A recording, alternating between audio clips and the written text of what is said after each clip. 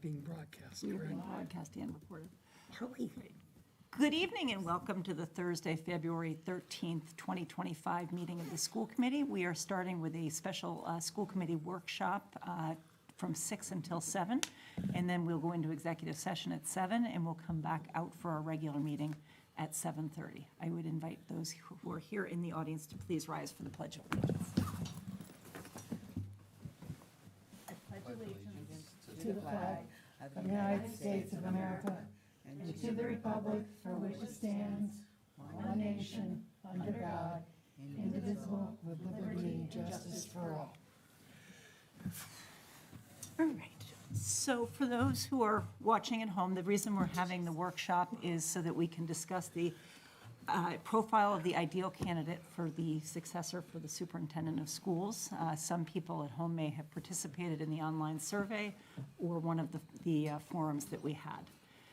So we received the NESDEC lengthy documents both yesterday. I tried to get them out to you as quickly as I could. So it was a forward initially. I did go back and put the document that we're going to be working on in a Google Doc. So if you didn't see that came through, that was this afternoon. I made that transition. I just thought it would be easier if we were all able to edit as we go through. So. That's the one you sent about an hour ago. Something like that. Yeah. I'm not on the Wi-Fi here. Okay, so it's up there, if you can see that well. It's, On the wall. is it B9? Robot B9. See on the corner of that window there, below the on-air sign. You're good. Okay, and just for folks at home who may not know, Sheena Martin is our Director of Human Resources and has been working with me as liaisons to NESDEC to get things back and forth between NESDEC and the school committee. So thank you very much for joining us to get through this process. So first question, have people had an opportunity to look through the documents that we received, even on a short timeline? The reason it's such a short timeline is that NESDEC's trying to make a quick turnaround so that this can be incorporated into the screening committee, which is being launched on a week from Monday.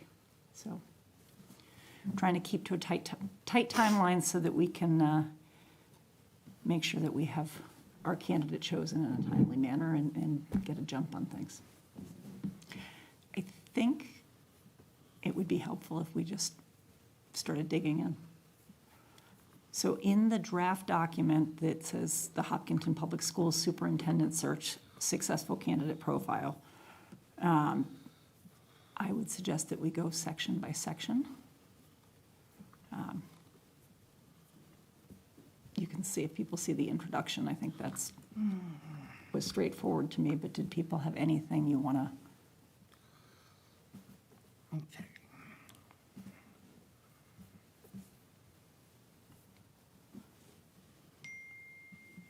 That makes sense. Yes, I think it's fine. Okay. And See, that's just to us, No, it's to the screening committee. to the screening committee, The introduction? to us to give to the screening committee. Exactly. yes, because it says respectfully submitted to Hopkins School. All right, so Oh, okay. Okay, so the Hopkinton Successful Candidate Profile, which is the next page. So the three key areas they pull out are instructional leadership, community engagement, and operations and fiscal management.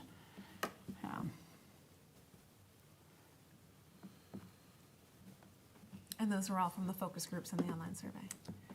Yes, and I think the thing that's challenging is that when you look at how many comments there are all through that, I'm looking more kind of at trends and our ability to look through the lens and see what makes sense from that, because if we took every single thing that was in the comments and in the feedback individually, we probably would narrow it down to a pool of 0.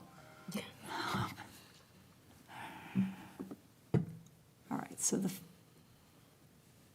does anybody who was able to attend the forums want to add anything about that or about feedback that you heard from community or administrators. You were both, weren't you, or you not at the online one? I wasn't at the online one. Okay. I'm shocked at how few participated, Yeah. given that opportunity. The special ed community truly came out and expressed what they thought.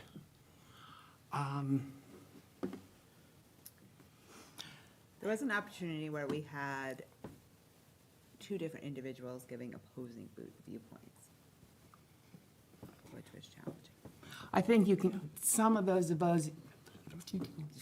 opposing viewpoints, you can see when you look at the survey data and statements about it.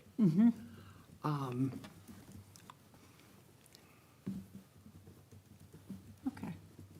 So, and I think that's true throughout, is there are sometimes things that contradict each other.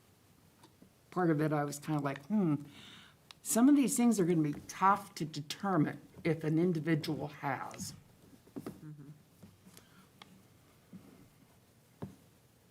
I would agree with that.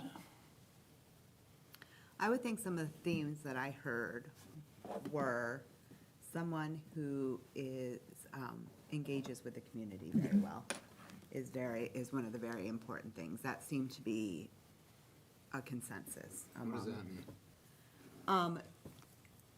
They talked about being out into the community and families in town feeling like they knew the superintendent and that they had access to her to be able to express opinions, to get to know the superintendent.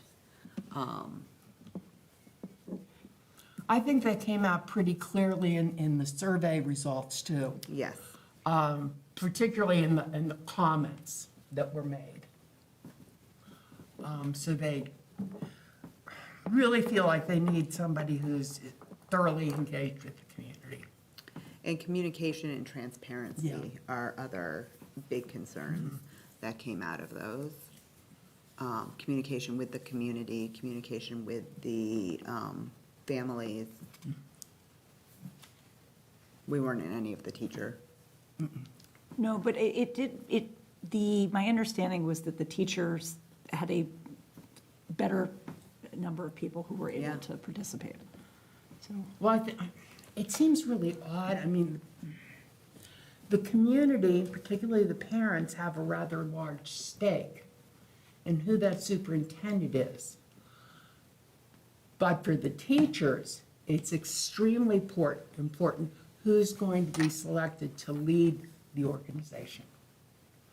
And I'm glad they seem to have a lot of participation in their focus. we did get a good amount of feedback through the survey. survey. So, all right, so do we want to just kind of go down through and systematically see what we like here, if there's anything we want taken out, and then see what there is that we want to add to it? So the first bullet, that collaborates with administrators and staff to monitor and evaluate special education services to ensure implementation of inclusive and effective services, as well as compliance with regulations at the school level. And I apologize, because I feel like my back's to you, No, because of there are more course. people that way, but I definitely would love to hear your thoughts as well. This was a big theme also as well in the feedback. As Susan said, the special ed community came out for this. And I know that they want somebody that can work, and you saw a number of the comments, works well with our Director of Student Services and really feel strongly about supporting our special ed community in town.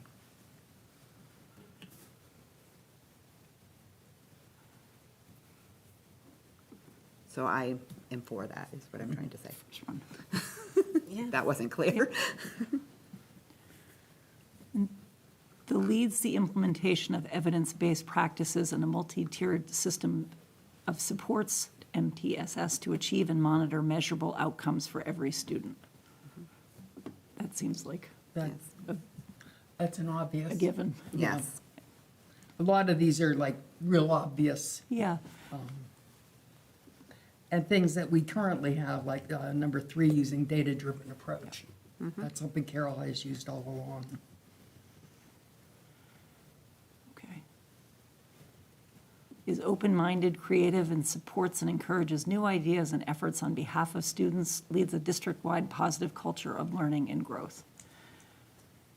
Yes, I think that's important.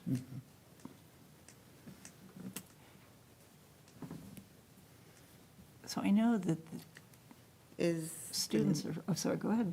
Oh, I'm sorry, I was going to say, is the next one Too too similar similar to the one to right above, number the 3? Data-driven. Yeah. Because one's about students and programming, and one is about monitoring the effectiveness of programs and practices. Yeah, those seem really similar. I like the collaborates with administrators and staff. Yep. If we could sort of combine these two, maybe.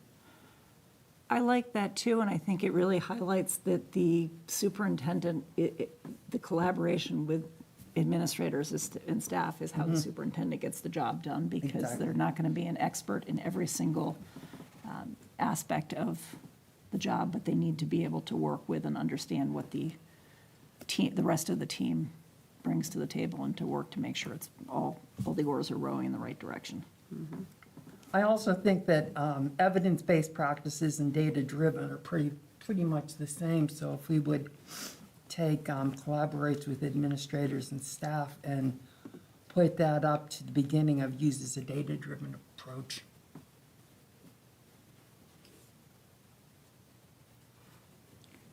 All right, so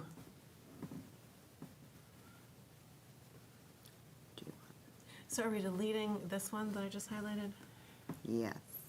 Or, Is there anything that we need or to take just from that add into it? collaborates with administrators and staff. Yeah, To use a data-driven approach, I think you could keep 3 and get rid of the rest of So 5. identify, address, and monitor the effectiveness of programs?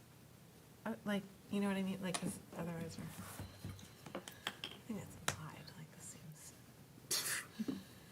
All right, English teacher. what's really bad is I made all my comments in a different Oh, program, I think. oh, because it came out initially as a. Yeah, as a Word and I document. Okay, so use- that's okay if you I want use to. GoodNotes a lot. Do you want to read Okay, the sentence as it is? And, I would take, yes, collaborates with staff to implement. Okay, we're looking at this one. oh, I thought I we were would- looking at this one up here. Yeah, the- this yeah. Right, but I'm almost thinking if we take the collaborates and replace that We're talking in, about this collaborates. Right, not this one. oh, This yeah, one. yeah, sorry. Okay.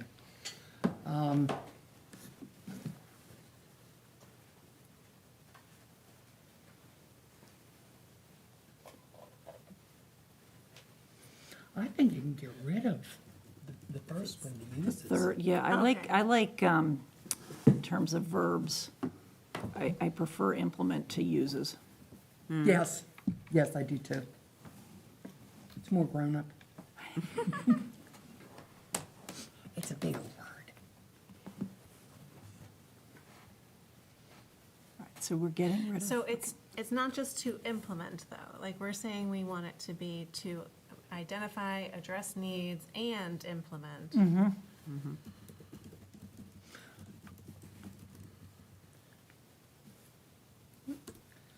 Like that? Yeah. Yeah, but I think you got rid of the I. No, it's there. It's hidden Okay, under my cursor. okay, yep. I had a double I for a second. All right, and then I we can think that's take good, that and then one out. get rid of the other one, yeah. Because we don't need to say, because it's each school at each program level, yeah. Beautiful. It's a strong foundation to swear on. So I like, I would wonder, is open-minded, creative, and supports and encourages new ideas and efforts on behalf of students. I would wonder if we want to add something in there about students and staff, because I think while our focus is the students, the bottom line, the ability to have the staff in that, supported with new ideas and efforts, ultimately would benefit the students. Yeah, I'm happy adding in and staff. And that's something that we actually talked about in the admin side that I don't see reflected here very well, because we are working with the person one-on-one. Right. So it's not really reflected. So I would love if you have thoughts of things that we could add in to incorporate that. Like if there are pieces that got, that you feel, not to put you on the spot right this second, but if you feel like there are pieces that that were not captured in the draft document.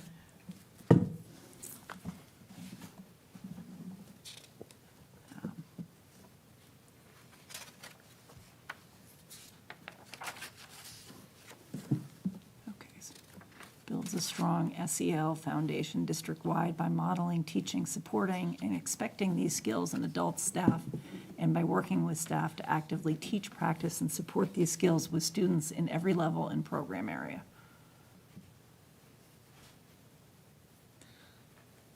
That's hard to argue with. How to me, about but-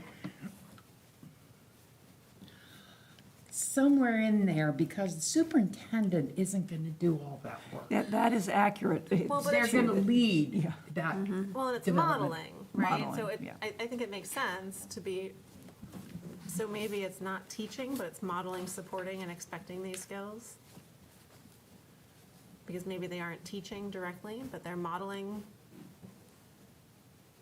supporting, and expecting. Right, we don't think that our superintendent will be teaching social emotional learning foundations. Right. So if we're just removing teaching in the two places. Yep. By modeling, supporting, and expecting these, yeah.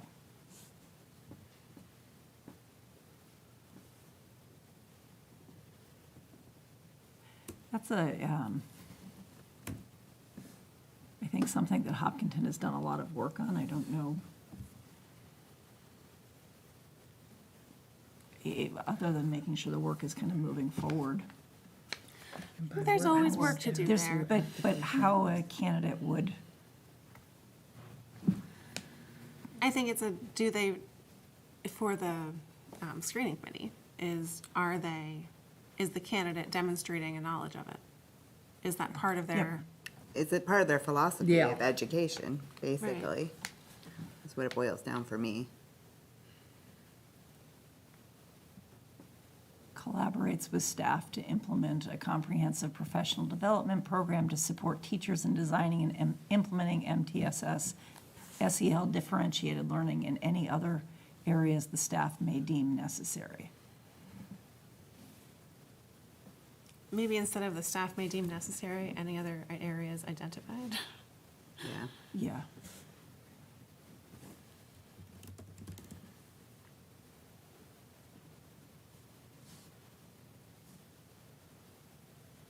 Knows the curriculum can speak knowledge about.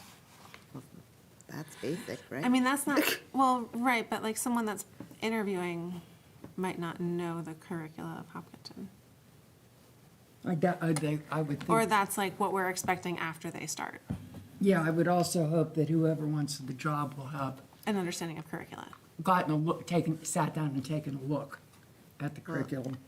Yeah, it's detailed on the website Yes, somewhat. Yes, that would be something that I would that hope if as well, if that you really want the job, you've done your homework. done your homework, right? Is a leader in the field of education and able to guide the district through changing times.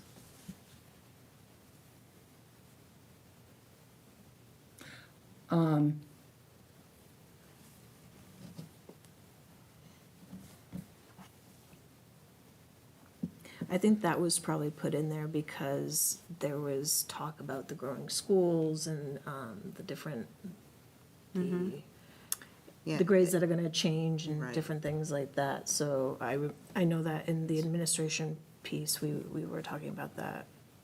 And there was a pretty lengthy comment, and I think that was from teachers as well, right? Is that Yes, about on the concern about, the yeah. change when Charleswood comes into play. And Yeah. there's a lot of shifting of grade levels and, Well, and the changes that you don't know that are going to come.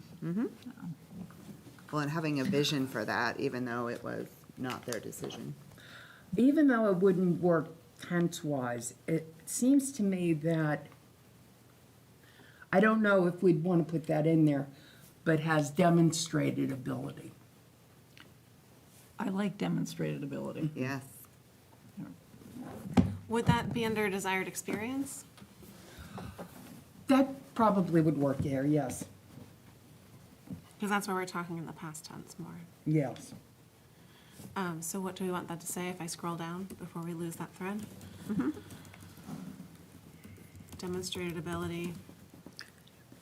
Wait a minute, let me go up to this one and throw it at you. Has To affect demonstrated. change management? I don't know, no, that's not what we want to say. I missed with the first, what management? To affect management? No, I was going to say, we're basically to say to lead through challenging times. Yeah. But Has- we need to say that in a better way. You have an idea. Has Sorry. demonstrated leadership in the field of education, enabled guide, and guide the district through changing times. How about demonstrated ability to lead Mhm. in a challenging, no, In a changing environment. changing Yeah. environment. Dynamic environment. Oh, good, Dynamic, nice yes, word. like that. That's what I was looking for, a good word like that. That's a good word. All right, thank you. So supports Pat on the head. supports extracurricular activities and understands their importance in the education of students.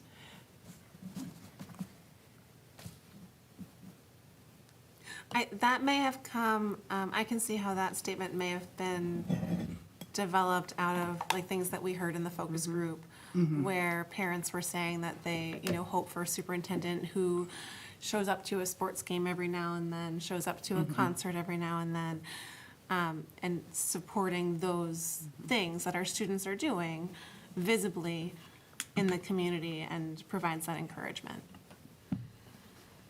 I think. And there was also a significant comment about athletics and their Yeah. importance that, And the need to see the higher echelons of leadership, not just building principles at district-wide events, I think. So,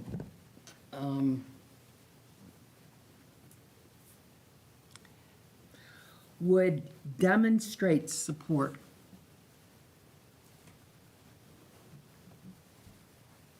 of extracurricular activities.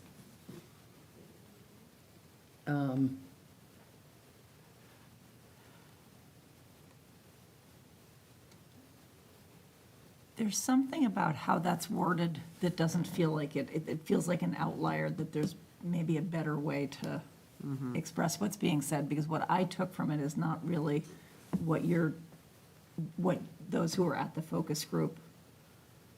I was thinking support through making sure that they're That In they're budget. there and they're that done. they're and- budgeted, that we have the Budgeted. True. financial piece, and And I think through the survey comments, that's where that came out far more clearly, I think, than focus groups.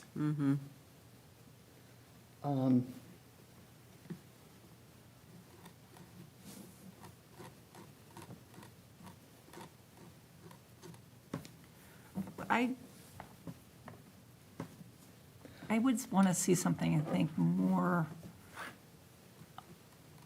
along the lines of understands the importance of extracurricular curricular. activities in the education of the whole child, of students, and educating the whole child. That's not the cohesive way to say it, but.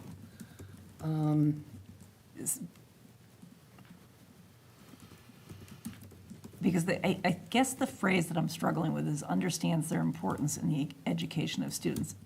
I do think extracurricular activities are important in the education of students, and I would want the superintendent to also know that, but I don't feel like it captures, Understand the importance of extracurricular activities it, in the,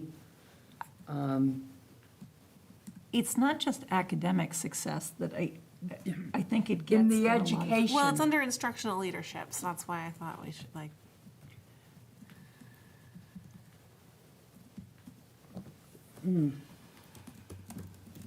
Educational success.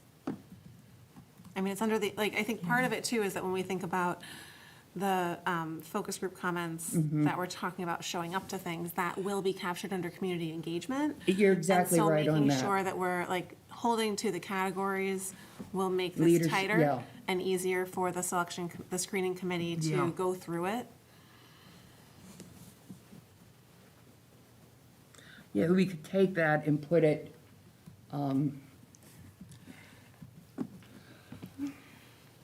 I don't think it would be a bad thing to have a superintendent who, a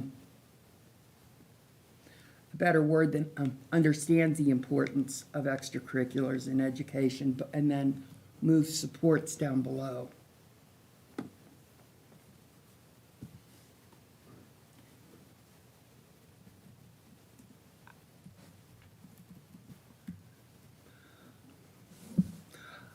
And instead of understands the importance, let's use values. I like values. Should I remove the initial Yes, statement? yes, I think that values the importance of extracurricular activities in their contribution to educational How success. about values better. extracurricular activities and values their contribution?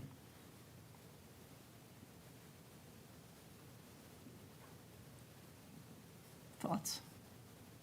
It's a lot of values. It's, Are there two values in there? That's two values. Okay, supports or understands the value of extracurricular activities. And works to support. In the growth, as a part of the growth of, or,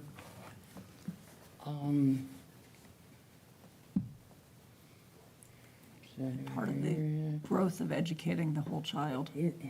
Like and their contribution in the education of a whole child. Student instead of a child.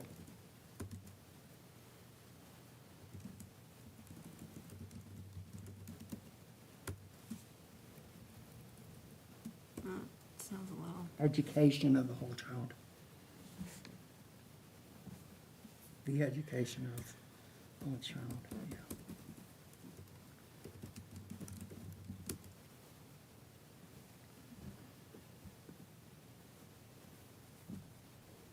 Boy, I'm glad you like to type. This document is a guide that the selection committee is going to use. Yes, exactly. Is there anything else that you think, just from the lens that you've had, should be included in that section? Not in this section, no. All right. Okay, let's move on to Well, community. that must mean she has other sections. Probably at the end. All right, so community engagement, a superintendent who leads through engagement and collaboration with the school and wider community. Yes. Yes. Celebrates and appreciates the value of a culturally diverse community. Yes. That's extremely important. Knows and understands the demographics of Hopkinton. Yes. Could we change the second one to celebrates, appreciates, and values? And values the Values a culturally Culturally diverse. Yeah. diverse community. our. Yeah. All right, so, and I would take out the and over here. Yeah, there you What do they call that? The Oxford comma. I'm very Yay. pro Oxford comma. Oh, I love the Oxford comma. I do too. Puts into practice their belief that creating and maintaining a great district takes a community effort and then collaboration leads to better schools.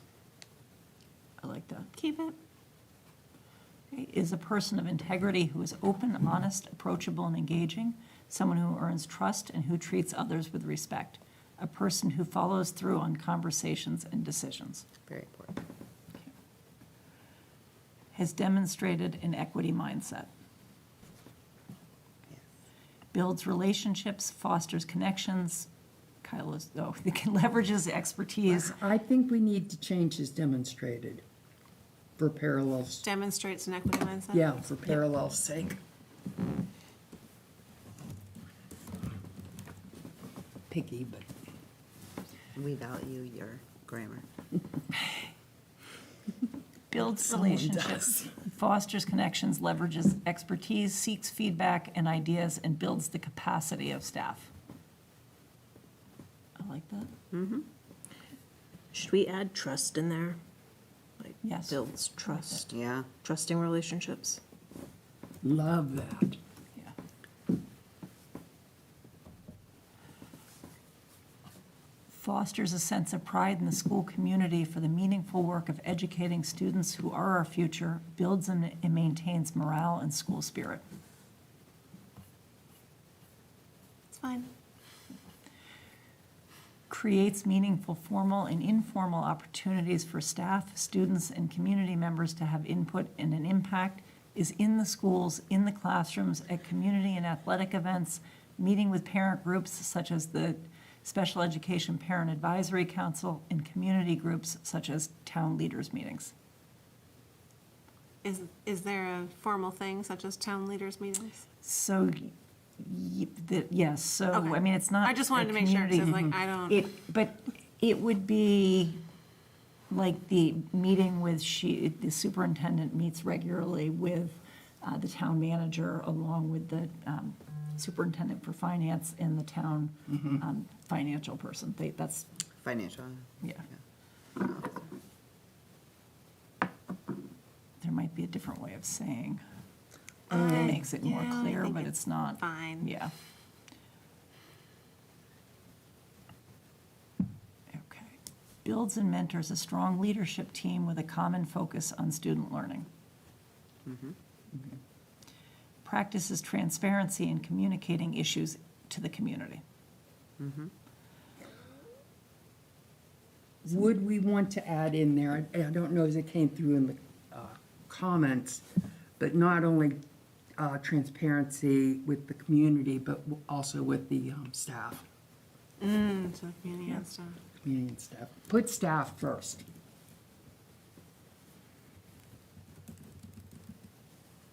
And do we need to have the word issues in there, practices transparency and think so. communication with staff and community? In the community. I think I think that communication is more than just when a big issue comes up. Exactly. And that comes up in some of those comments in the survey and stuff. Builds and mentors a strong leadership team with a common focus on student learning.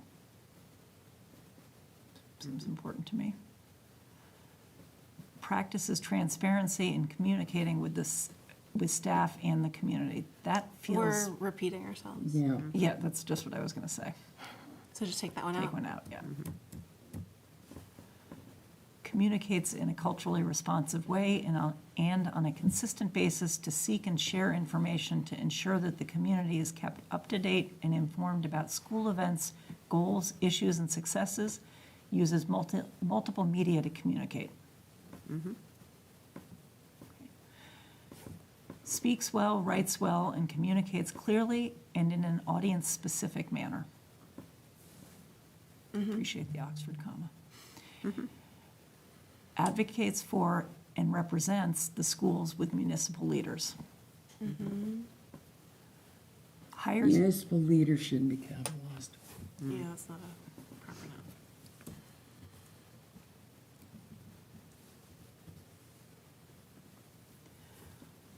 hires people with expertise in their area and leverages their skills and knowledge for the benefit of students, supports and retains talented staff.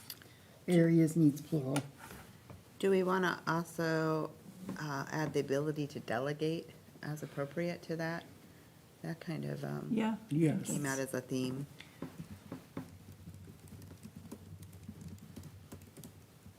Would that be a separate entity, the ability to delegate?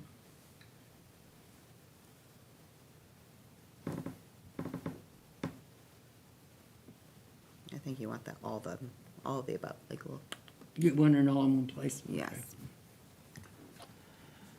Has strong negotiation skills and conflict management skills, and can navigate a district with high expectations for parent involvement and input. I like that one. Can we put demonstrated in there?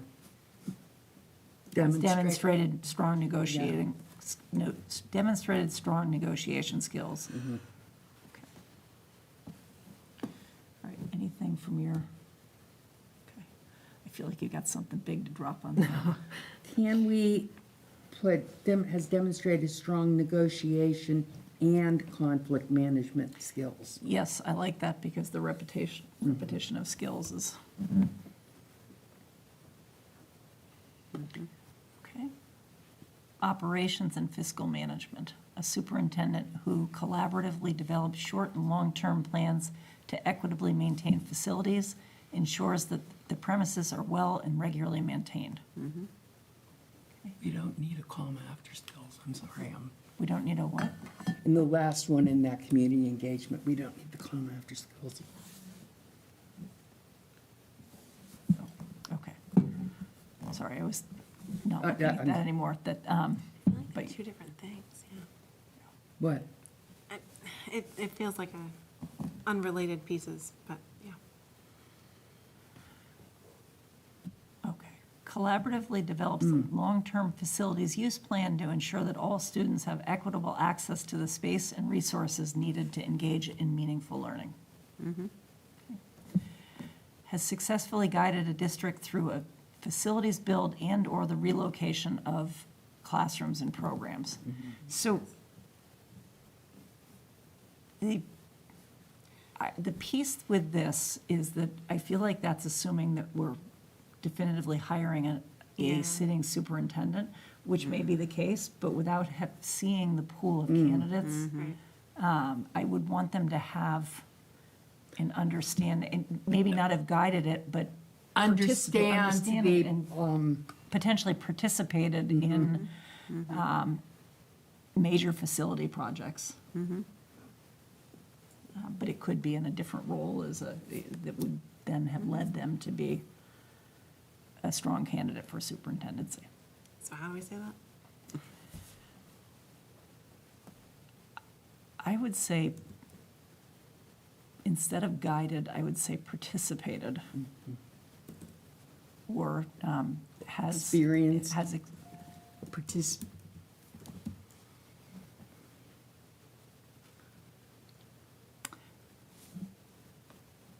or something to say that they, because if they come from a district that Hasn't done that. hasn't done that, that puts somebody at a disadvantage who might be a strong candidate otherwise. So it's a very strong person who comes from a district that has the Well, opposite. Do we need to make sure they have is a preferred characteristics Right, like, versus, we're not gonna be able to, right? Yeah. like, I think that's part of it, right? We're not necessarily going to be able to check every box on Mm-hmm. a paper. It might have something more to do with the general presentation, or someone who's the best candidate might not check every box. So why don't we put that in desired experience instead? That's a good idea. good, good.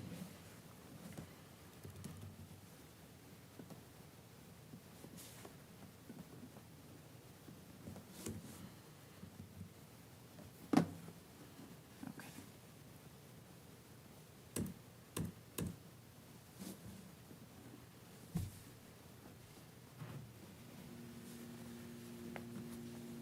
Okay, then oversees the district's fiscal operations, works closely with the district's finance manager. I mean, I would say, in our case, it's the superintendent of finance and operations. I think it's important to name the.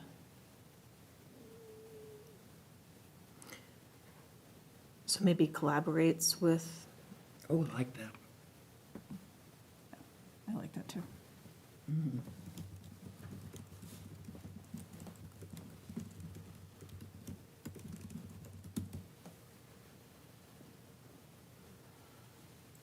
is financially literate and has strong financial skills, including budget development and management, can track costs and the use of resources. I would say that's important. I think that we don't want a superintendent who has no budget experience. I really like this, has made tough choices and take financial times. Yeah. Okay. Engages in long-term financial planning to forecast future costs, is proactive in overseeing the district's finances. So that feels like it could be combined with the one ahead of it. Or it could even be added, collaborates with the assistant superintendent of finance to engage in long-term financial planning. Yes, I like that.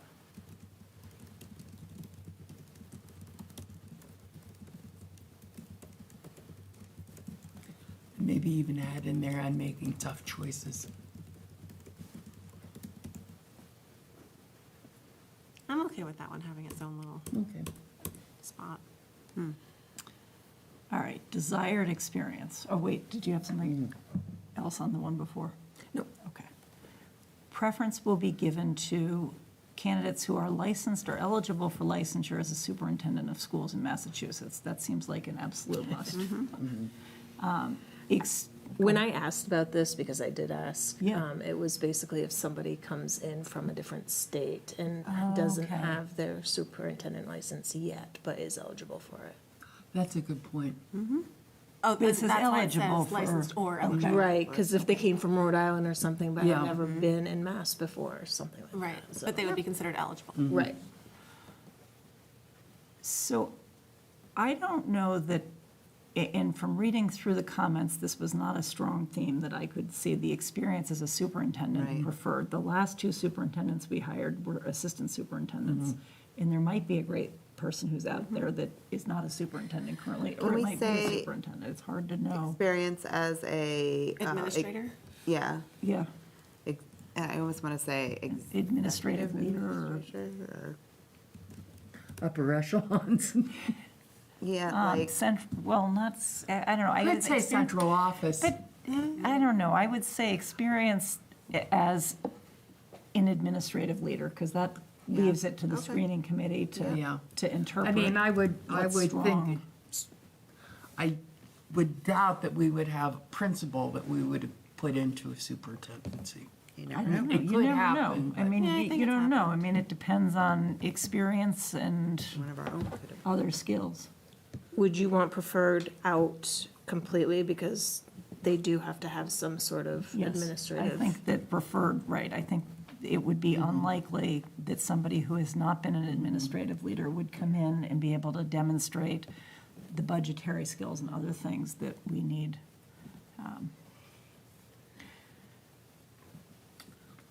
Experience in special education preferred.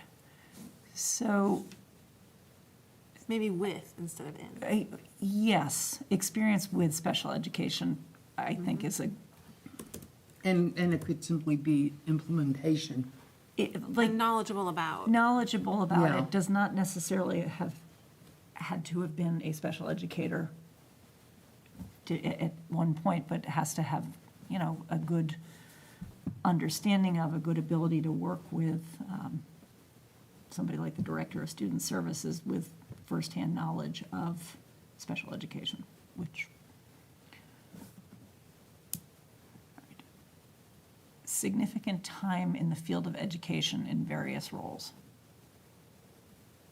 We don't want someone who's been teaching for 5 years. Yes. I would say, I don't know that the various roles is important to me, because I think if they're an administrator, they had to have started at something before that. But I don't think anybody comes out of the, you know, their graduate program and immediately becomes a, Nor do I think people would hop fields. Like somebody who has been in a leadership capacity in an educational organization, not a school district, is going to hop and want to be the superintendent. I don't think. I'm trying to imagine how that would make how that transition would even work.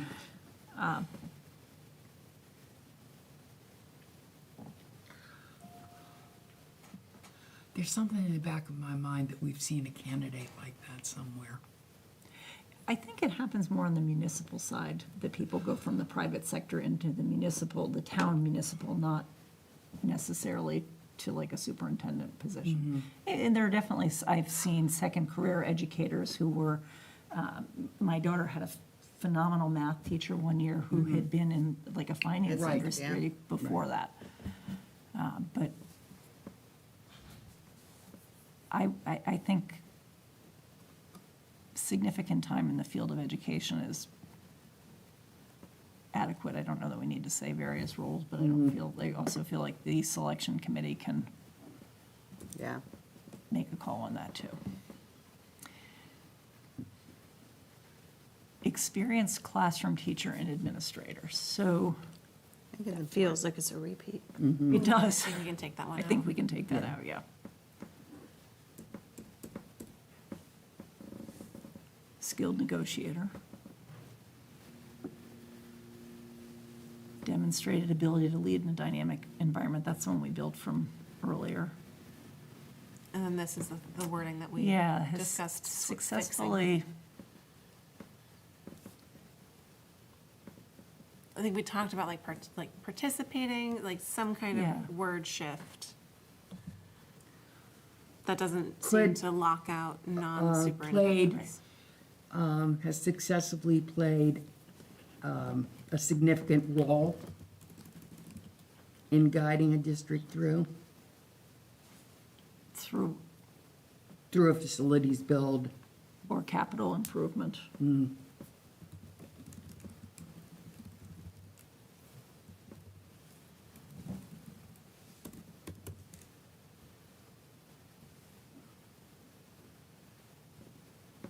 Do we need the word significant or successfully in there?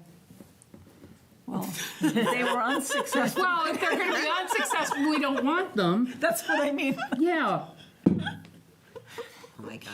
If they Has tanked the project. unsuccessfully. yeah. But we want somebody who has played a role in. They got fired based on doing. They would. They would. Here they are. Now, here they are. I'm glad you're all. Oh, They tried to build the school and it fell yeah, like it that. fell on it. Was there something else like through a facility build, capital improvement project? And or Yeah. major capital improvement project. Or they were over budget. I like right? the major in there. Yeah, like, I wouldn't want something like they had water fountains installed or like something like that to count as the spirit of it would be We something built bigger. a bathroom wing. Listen, bathrooms can be expensive. True. Okay. Okay, are there Add other it. pieces that Sidewalks. we want to have the screening committee give preference for? I think they've got their job cut out for them. Yes, they do. Is there anything, Sheena, that you think, from an HR standpoint, we've missed, or from your experience with working? Who are licensed, experienced. These have to be past tense. Past tense? Because we've got licensed, Yep, experienced. We need a verb in significant time.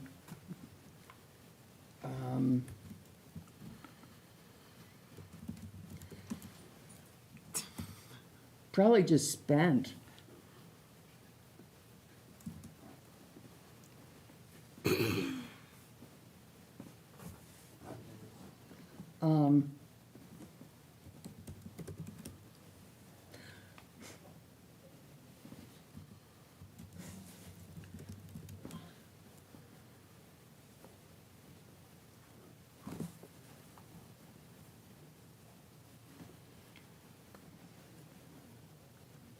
Parallel, that last one doesn't work, but Do we want to say something about having successfully built teams, like a demonstrated ability to build teams in their Yes. past? Yes, because that's relevant to the skill Yes. set. Yes.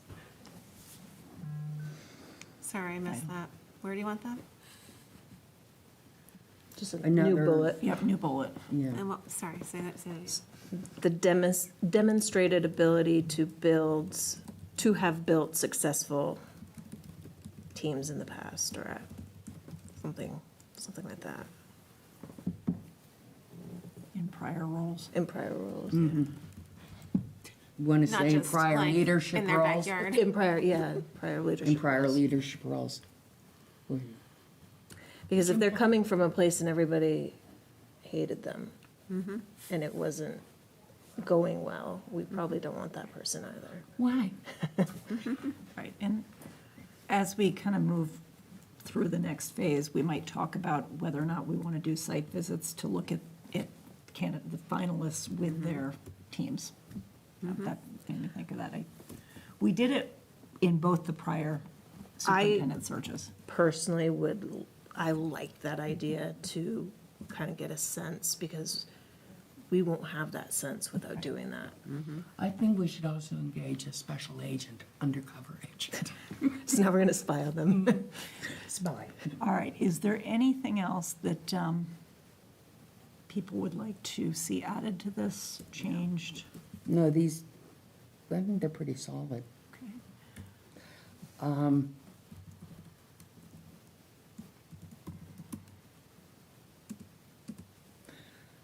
Could we change the next last one to played a successful role, Yes. That's, just to Yes, keep I like that. parallelism? that's Where? right where That's it, this that's what it is up said. here. Yeah. Oh, okay. Yeah. Played a successful role. I could do it. Oh, okay. Or you could do it, okay, I'll do it. Trust me, it's never going to be me. Well, you're working with a, Oh, I want to get rid of the A.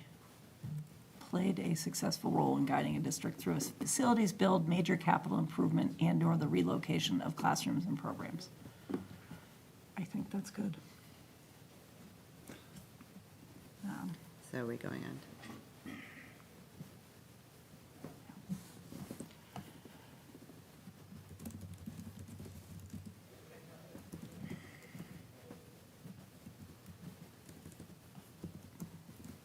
I wish I hadn't missed the CPAC education thing on bullying. Oh, I it was completely- pretty good. I completely, is it one of those ones that's So- taped? If nobody has anything else to change or add on this, I would seek a motion to accept the ideal candidate profile What about as this amended. tasks and challenges in year one? Are we, Oh, you Addressing know what, that. yeah, okay. We don't let's- have time? Is that- We have to make time because we 4 have to minutes. finish Gotta it. do it. Let's do it. Okay. so I really don't like the listen. I think it's Yep. childish. Where are we at? Yeah. Tasks and challenges? Yes. Okay. Got it. Click from one thing There. to another. One listen. Yes. And we only And then need it- one build. What if we say actively listen?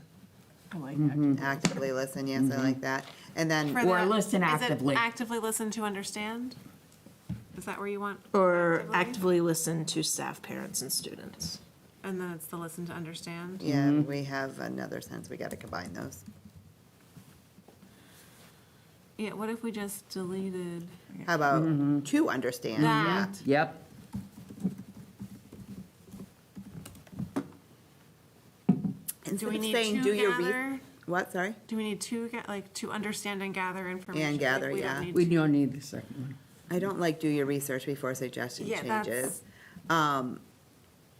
Make I wanna say something informed- like, make Evidence. changes based on evidence and data or something. Yeah, suggest that. changes. Mm-hmm. Based on evidence.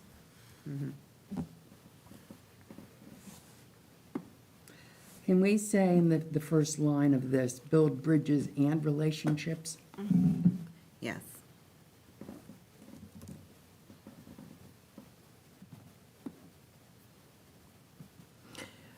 if we say that, build bridges and relationships, do we really have to say get to know our staff, like with our staff and community? Build bridges and relationships with our staff and community. Like that. Yeah.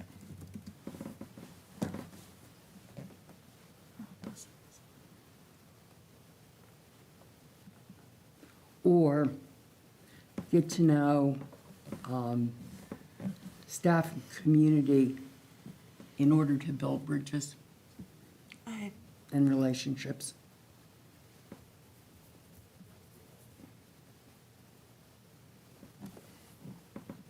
I hear you. I don't know that reworking that is, Necessary. Then. I think when you're building a relationship, you're getting to know a person, Yeah. so it's kind of, Yeah.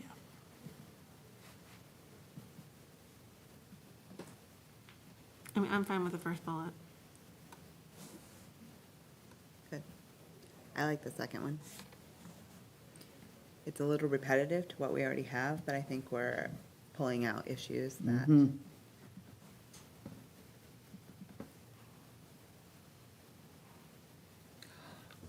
On the third bullet, I think we want to be not as specific about get in front of issues such as use of AI. I think we want to be proactive about issues.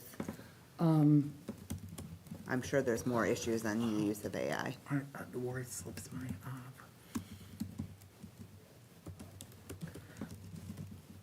developing issues, yeah. Yeah. Emerging. Yeah, that's it. About emerging issues, I like that. So I think we can then I don't even get think rid we of need the currently currently and in in the the future, future can come out. yeah. There you go. And you could put emerging educational issues. Yes, they don't have to address environmental issues. Well, Yeah. there are some, think they In do. some ways, so, they would, yeah. Yeah.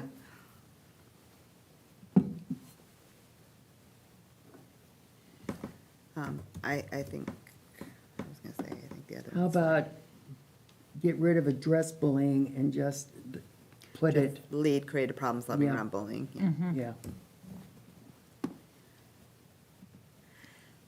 So the last one, It's very specific. It's been a Yeah.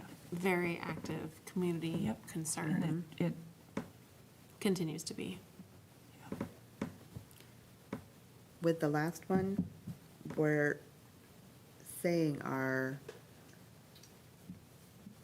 reading and literacy programs are not evidence-based by this comment. I'm not sure we know that to be true. There's unbalanced use of different But that's, programs. I and think some we, of them I are- think we want to, them to be proactive in curriculum. this, but also in looking at other areas of the curriculum too. Yeah, because I didn't see anything in the hear anything in the focus groups or see anything in the responses to the survey that specifically targeted reading. there Well, that- was but that in one of the they- focus groups. I was like, they They- developed this from that. Yeah, but I just don't recall that. There was somebody that said that they thought we had that the teachers wrote all of our curriculum, which I don't believe. That they do what all over? The teachers wrote all of our curriculum. Yeah, so. But I do think we want something that's saying that we want to be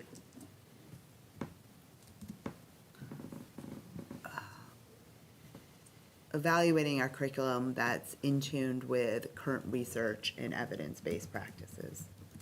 I don't think, this I like assumes that. that a negative comment.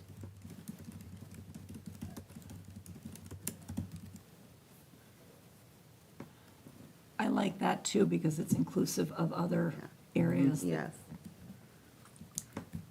Delete like I know they're the- already looking at math to make Or sure. we can move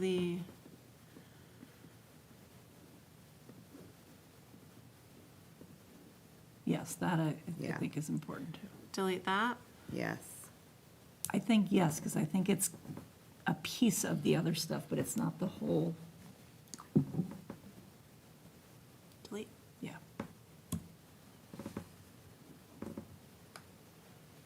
Okay.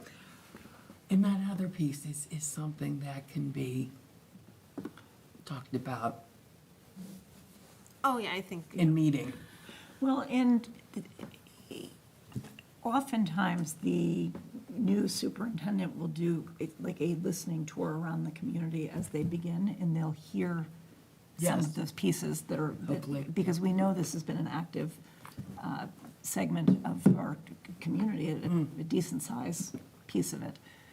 But I think that piece will be important for them to hear the new, once we've hired somebody, for them to actively engage. And that's something we can do as part of our, when we get to the other side of selecting Oh, we have something to put finished our this. expectations in. I was thinking it was Yes. longer, but I think It's that 'cause was the other because I stuff, was yes. reading all the So stuff today. being mindful of our packed we make agenda. Make a motion I would to like approve this? To approve it as amended. Approve the, what are we calling it? Hopkins Public Schools Superintendent Search Successful Candidate Profile as amended. Motion by Kyla, second by Susan. All those in favor? Aye. Aye. And it is approved. I will get that back to NESDEC, so that it'll be ready for the screening. not the, Somehow I thought they were going to be here and work. I thought so initially too, but I don't know what I what they was had said is, expecting. because they're on a tight line to get this into their materials for the training, they needed it either today or tomorrow for us to get this Okay. through, and I wasn't sure everybody wanted to spend the Friday night doing this, so. Why not? But, so we need a motion to enter into executive session. And I then- move to enter into executive session to comply with or act under the authority of MGL, Chapter 30A, Section 21A2, for the purpose of discussing strategy with respect to the collective bargaining with Hopkinton Teachers Association, because discussing an open meeting would have a detrimental effect on the school committee's bargaining position, and adjourn to return to regular meeting. Okay, motion by Amen. Jamie. Is that a second? Yes. Second by Susan. Yes. Susan. Yes. Jamie? Yes. I'm a yes, and we are entering into executive session at 7:05. Thank you for everybody who tuned in, and thank you very much for coming out. I'm glad you're here.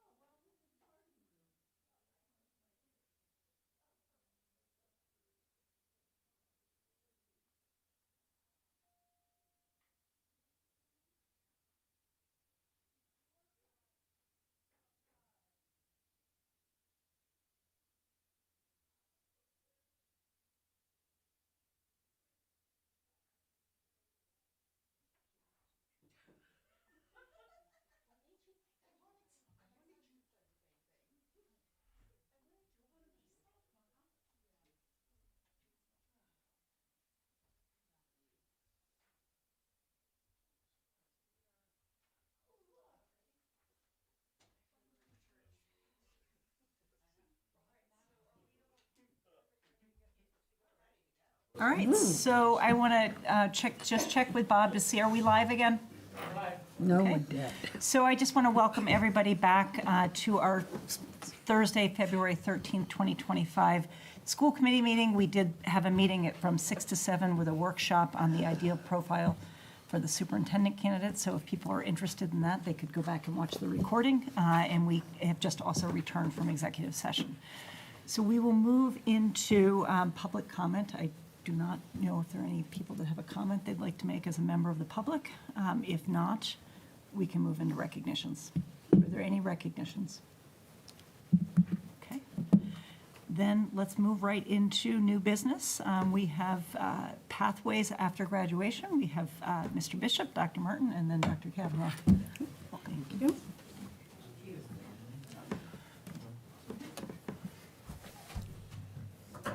Welcome. Mr. Bishop, you've become a regular fixture. I feel like you have several. Very nice to see you in person, Dr. Martin. Nice to meet you. Thank you. We've heard a lot of great things about you. We're excited to talk tonight about the Pathways After Graduation survey. I'd like to take a second just to introduce Dr. Judy Martin. Judy has been in the field of education, specifically educational research for many years. We talked about not saying how many years. And she's held roles such as the Director of Academic Services at BU, a part-time faculty member at BYU. She's worked in admissions, registrar at multiple universities, but her primary focus and passion is around research and kind of looking into longitudinal data. And so that's been something she's been doing since 2009.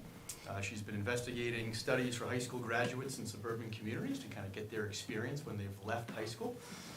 Most recently at Westboro. So when Dr. Kavanaugh and I were talking a little bit about trying to gather some information from our students, and the best way to do that, not only to hear about their experience in college, but or military or work, but also how to improve the experience at Hopkinton High School. We thought Dr. Martin was the perfect person to communicate with and get in touch with. And so we've been, probably about 2 years now, we've been working together to kind of formulate the survey and get information that we want. She's been meeting with faculty and students and has done a really nice job. And so we are about a year into our work. So we have surveyed one class, the class of 2023. So they're actually about a year and a half out of Hopkinton High School. And so tonight we're going to talk a little bit about those results and answer any questions that you have. So with that, without further ado, I'm going to turn it over to Dr. Martin. Well, it's nice to be here. Thank you. I look forward to talking to you about this day, because this is something I'm very passionate about. So I thought I'd just go through some of the report, give you some highlights from the report. You all got a copy of it, I think, from the superintendent. And then at the end, if you have questions. But then a couple of things. I mean, the principal just mentioned, the primary goal was to get feedback from graduates to find out if they were prepared for their life after high school. Whether they went to college, the military, to work, were they prepared? And just to sort of get a picture of what graduates are doing and what the Hopkinton High School could have done to help them make that transition better. So that's the primary thing. There are some limitations in the survey. It's a voluntary survey, so if they decide they don't want to do it, they don't have to do it. It's not a random sample. And I can only contact graduates based on what information they provide me. And at the end of their just before they graduate, we ask them to provide contact information. If they choose to do that, and if what they give me actually works in terms of an email account or something, then those are the people that I can get in touch with. They were sent just basic methodology. May of 2024, they were surveyed. They were sent 8 reminders throughout the summer. All of them were sent individually. They all have a unique ID number so that nobody knows who they are. I mean, I could figure it out, but nobody actually knows who they are. And I can provide more details about how this survey was put together if you want at a different time. Please feel free to ask. So if you have any questions as I go through, please keep them in mind and ask me at the end. So with that, I'm just going to go right through. I know you've got a lot of business on your plate. So the first page is just sort of the sample profile. I think, Carol, are you going to show? Okay, great. The sample profile. There are 2%. One of the percent of the graduating class. It's 31% of the graduating class answered this. It's 38% of the people that I actually had contact information on. So the actual return rate is 38%. But in terms of the whole graduating class, it's only 31.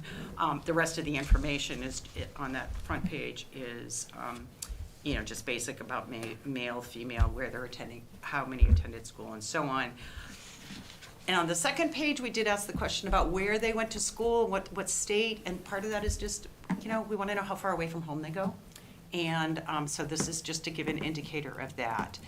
So I think when we get into some of the data, I think the overall thing is, it's good news. I mean, I think the district does a good job of educating and preparing their students for life after high school, at least based on what these people who completed the survey have said. So in the first set of academic preparation, they're general questions. How prepared were you, do you think, in general? How prepared were you compared to your peers? In general in math, in general in science. So these are general questions. And then the next chart has to do with very specific academic skills. So were you prepared for college science labs? Were you prepared to write a research paper? And that changes. So I think that you can, by showing the chart, you can see, okay, so to develop a research paper, some of them didn't feel competent enough to do that. But some people didn't have to do one. So that may have been part of the issue as well too. So that's what these charts are. Then we moved into what do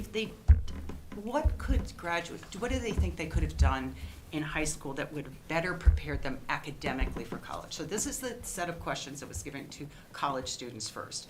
And I probably should say at the beginning that if you write down in the first page, I did not go to college, you don't see any of these questions. It skips over all of them. And there's a whole set of questions at the end of this that talks about people who did not go to college. So this gives you an idea that 57% of the people who responded said that they wish they'd studied more or had better study skills. And this, I will show you in another place in the survey, people mentioned study skills, or they mentioned they went to the study skills or tutoring or whatever. So those are kinds of things to look at the pieces of information together. The other thing I want to bring up is anything that was an open-ended question. One, not everybody is going to answer it. And I've always told you how many people actually answered the question, so that you're aware that in some cases it's a very small number. Then we asked about language requirement and math requirement, the two things that are of note. 55% of the people who responded don't even have a language requirement where they go to college. And on the other side, 55% of the people who responded said they have to take a math course in college to meet the requirement. There's no way that they got out of it. So advanced placement, about 90% of the people who went to college had taken at least one advanced placement class. And I just wanted to explain a little bit about this. So these lists you'll see, let's look, for example, in biology, there are two numbers. One is 17 and one is 35. 35 means 35 of these people told me they took AP biology, but only 17 got some kind of waiver or credit or whatever from taking that class. So that just gives you an idea of whether it helped them advance in their college career in some way, shape, or form. And then if they were not offered AP credit, we asked them why. And those are not broken, even though it says 59% did not get a high enough score. I did not break down by what courses they took. I can figure it out, but that's not reflective in this data. Question about midterm and finals, that was something people wanted to know, whether it was helpful. But then if it did not prepare you for the exams, why? So that gives people an idea of, it's harder in college. There are some things that, they're just not going to get, may not be able to change. Music, theater, and art. Again, I just wanted to put something in that area, but we don't know if these respondents actually took a class in music, art, and theater. I just know that, some of them were not prepared. The IEP question, there were 11 respondents who said they had an IEP at some point during their years at the high school. But if I'm not mistaken, I think, Dr. Kavanaugh, you said that it was, that's about the percentage, 11% of this survey. It's about the percentage of the district?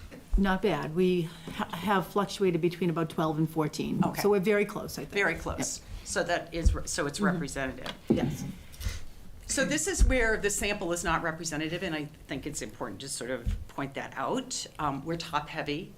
People who are more academically high achievers were more likely to complete the survey than those who were not.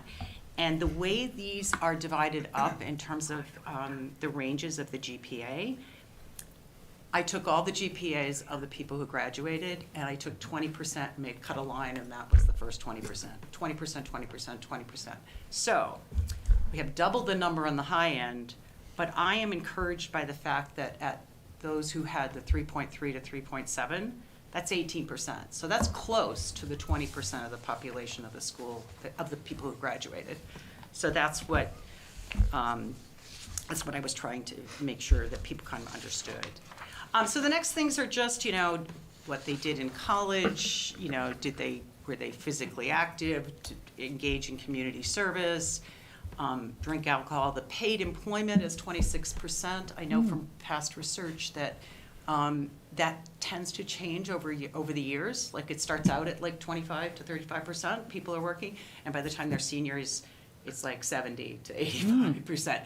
You know, so we'll see if that's the case with this group or not, but that tends to be the case. They, not their first year, but they tend to add on work later on. And then clubs and activities, the health and well-being.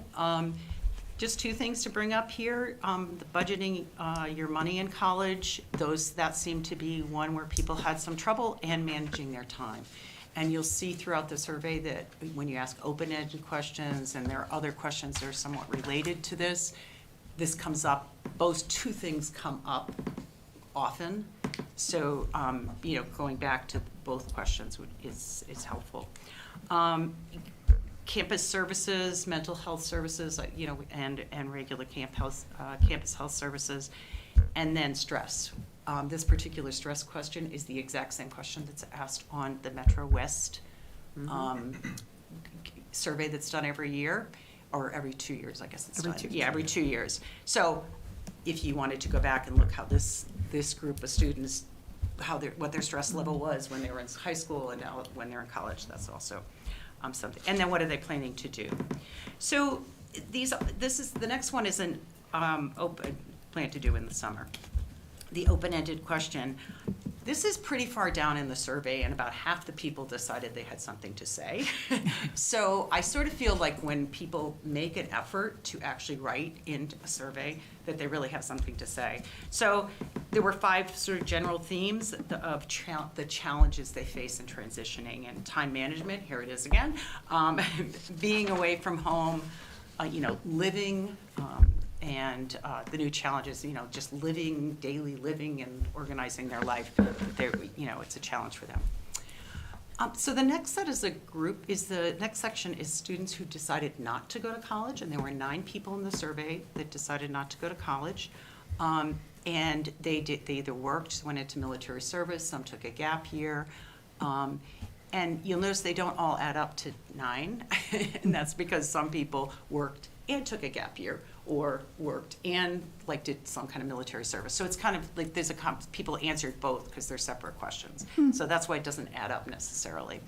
And then I asked them the same questions about stress and prepared for finding a job, because most of them were looking for jobs, physical activity.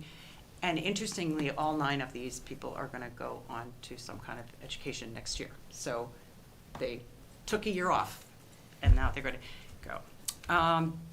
The next set of things, I think this is something the high school has with personal competencies that they have in, and so we asked them about solving problems and, you know, confidence in their academic and personal success and organizing and so on. So these are things, and I'd say they did pretty well about me. I mean, these were your goals to have the competencies for their in their high school years.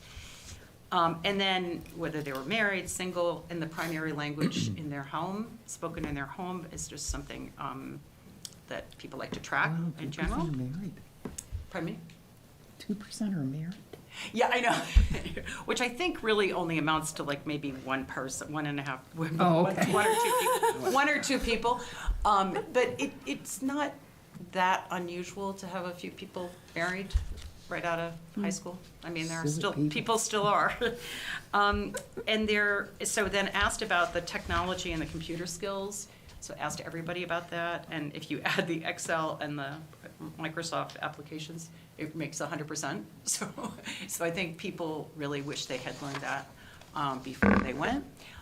Life skills, emotional, social learning skills. Not many people answered this question, so I just gave you the number of respondents. So that, but again, here's that financial literacy coming up again, study skills coming up again, time management. So again, it's that. So this I always find is an interesting question. If you're looking back on your years in the high school, what was the most challenging aspect of being a high school student? And it's different by high school. So here we have the highest ranked ones were the competitive culture and then social stress or, problems, just social and emotional problems.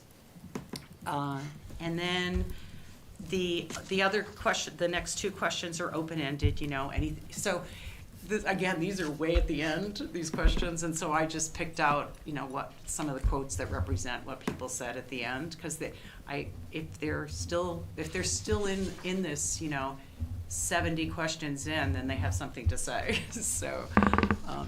And then the next page is about people who stopped out or transferred from college, either halfway through the first year or the next, or completed a year and plan to transfer or stop out for the next year. And this just tells you why they didn't. And the reason I let them check everything, ask the question once, and then I kind of force them to list the top 1 or 2 reasons, so you get a better indicator. And then why didn't they, but what are they gonna do next year? 3 are gonna go to another college, 3 are gonna work, and 1's gonna go into military service. So, where am I going next? So in May of this year, I'm gonna send the same survey. I will tweak it a little bit if people wanna add things, or they wanna clarify things a little bit. That will be sent to the class of 2024. For year 1, and then I will send a year 2 survey to the class of 2023. And that's a much smaller survey. I mean, it's still pretty long, but I'm not gonna ask them anything about preparation and all of this long involved things that I ask them, because we already know that, and we're out a year, so we don't need to. I do repeat some questions about academic skills, because one of the things I learned is that people don't take they don't take a lab science their first year, but they take it their second year. And so they said not applicable the first year. Mm-hmm. So you just want to catch all those people. Mm-hmm. Also, I will, if you didn't complete the survey this year, it doesn't mean you won't be asked to complete year 2. So I will continue to ask these people as long as their email doesn't bounce back. I'll continue to ask them to do it. And the same is true for, the next group, class of 2024. I'll just continue to ask them until, they're tired of hearing from me, or they block me on their email. I don't know. So It's the PAGS lady. Yeah, that's right. And so do you have any questions? Initial questions? I don't have questions so much as I really appreciate seeing this data. It's interesting to look at and to break it down, and I imagine it probably has implications for things that might be considered for the high school.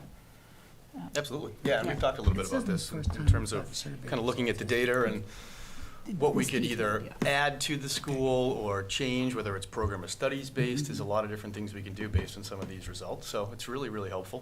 We had a good conversation with the department heads about adding some questions around AI and how that's being used at the college level, just so we can kind of get a sense of, how students are embracing it, how they're using it, or not using it at the college level. So if we're preparing students for that next step, we want to be able to have those conversations with our kids. So that's going to be a question that we had for the class of 2024. And a few others that we've talked about with different groups. We've met with parents, students, and staff to get some different ideas. But overall, I think this is really helpful data for us. Yeah, in working with Dr. Martin 10 years ago, one of the things that I felt was really helpful when you get your data, it just starts to generate conversations. And so it's really nice for people to just reflect on their practice, and sometimes you make a change and sometimes you don't, but hearing the kids' voices really gives you some insight into what you do every day. And some of the questions I asked are specific to departments, so I didn't include everything in here.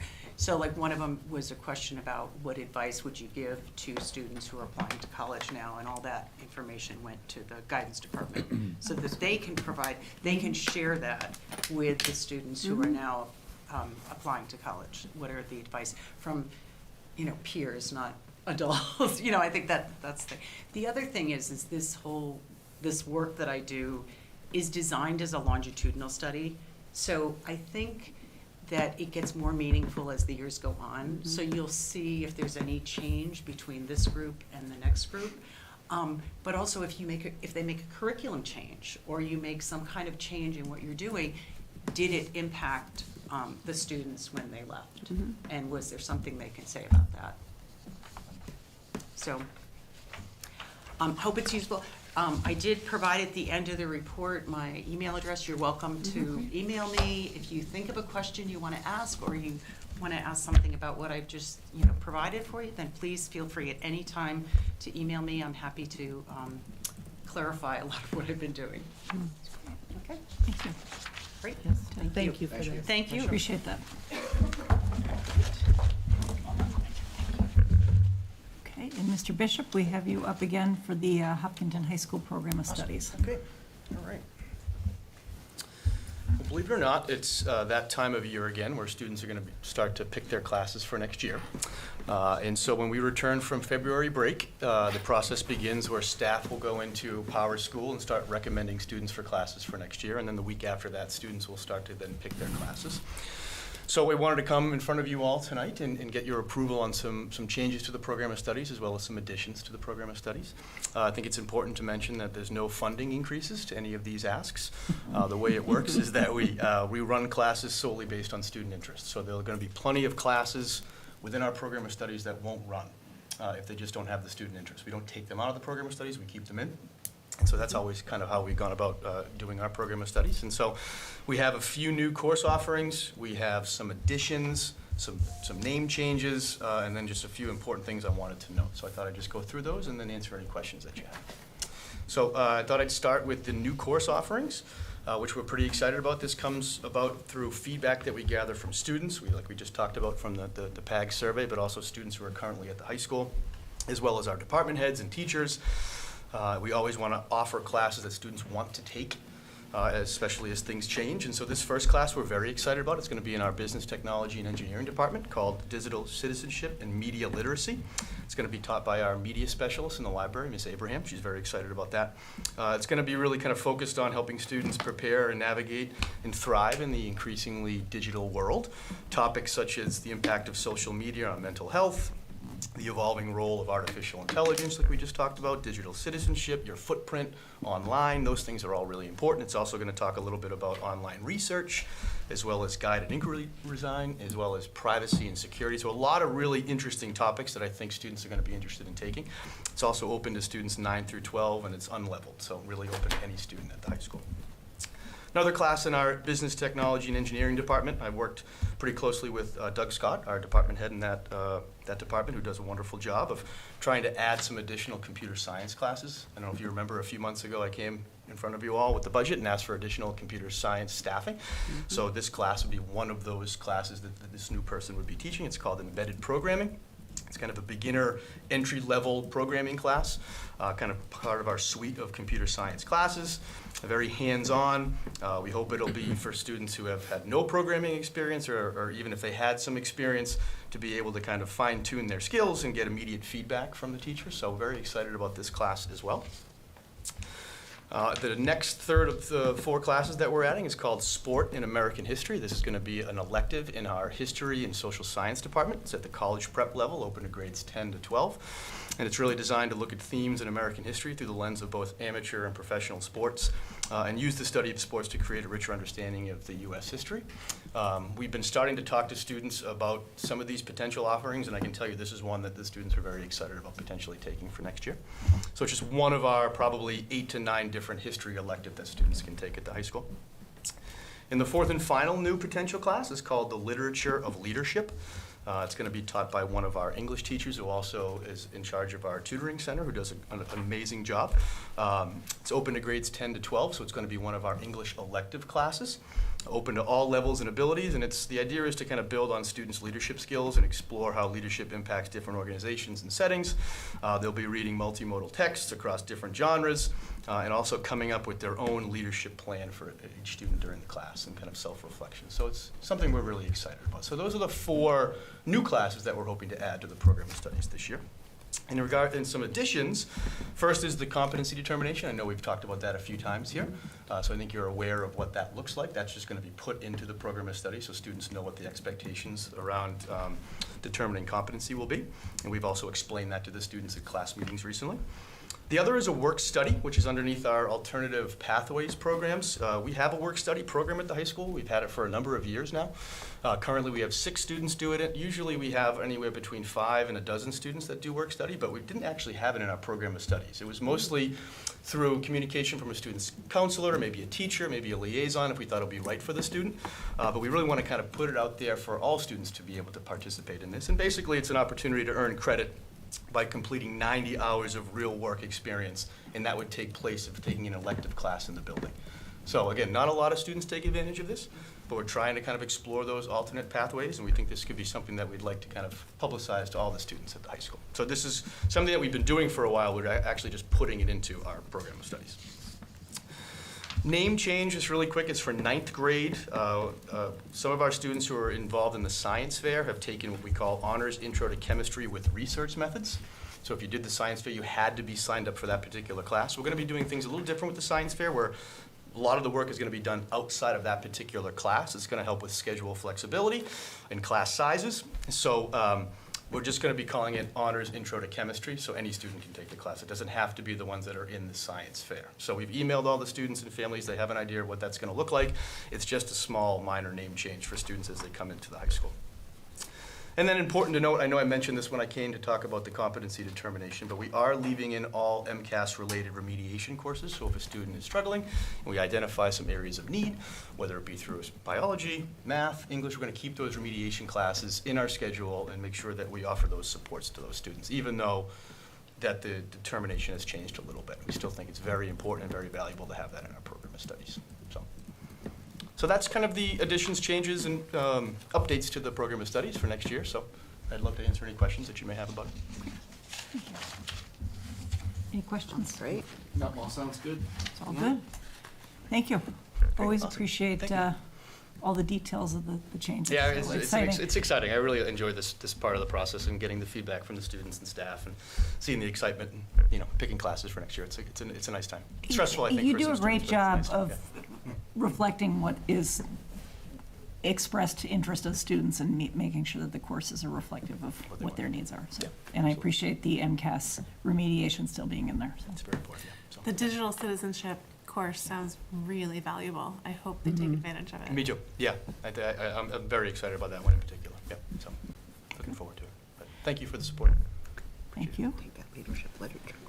You can vote to. Oh, yes, so we do need a vote to approve. Is there somebody who would like to make a I motion? move to approve the HHS 2025 to 2026 program of studies. Okay, motion by James. second it. Second by Kyla. All those in favor? Aye. Aye. Awesome. Great, thank you. And if you're looking for something to do tomorrow night, 5 o'clock, it's Savannah's senior night hockey game. Oh, fabulous.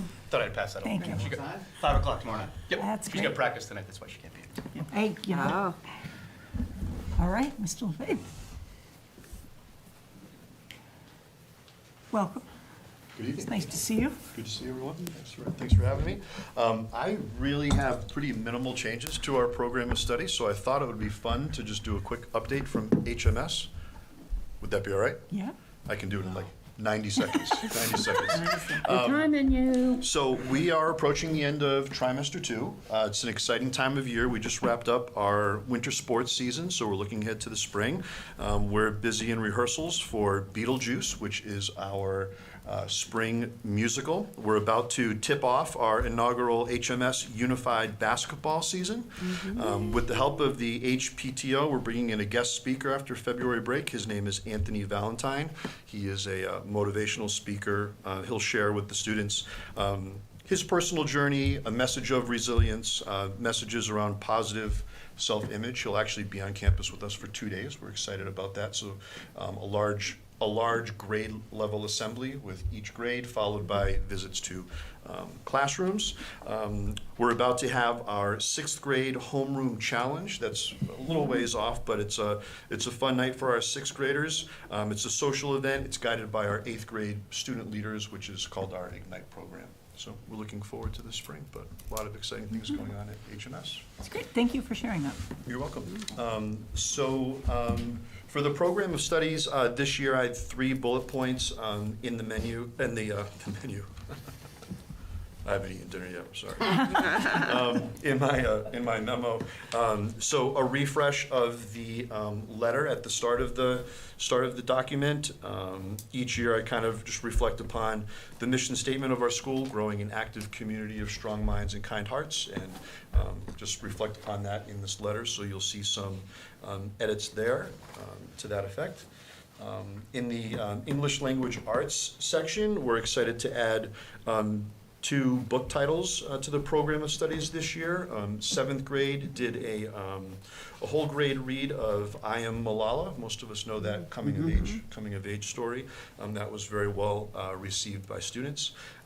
And in 8th grade, we piloted in one English teacher's classroom the novel Before We Were Free. So this kind of fits into our 8th grade ELA content of relationships, justice, facing adversity. This is a story out of the Dominican Republic. If you look at like the Goodreads synopsis of it, refers to it as like a modern day Diary of Anne Frank type story. It was a great book, and the students who read it this year enjoyed it, and so that will be open to the 8th grade teachers to choose from next year.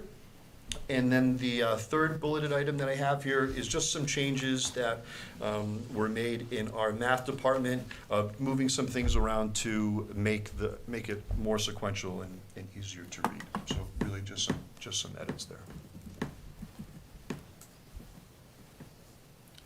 That's what I have for you tonight. Any questions on the middle school? Thank you. Okay, is there somebody who would like to make a motion? I move that we accept the program of studies for the Hopkinton Middle School. Okay, motion by Susan. I'll second. Second by Kyla. All those in favor? Aye. Aye. All right, thank you very much. Thank you. All right, so that then moves us into the disproportionality report. Mrs. Hanscom?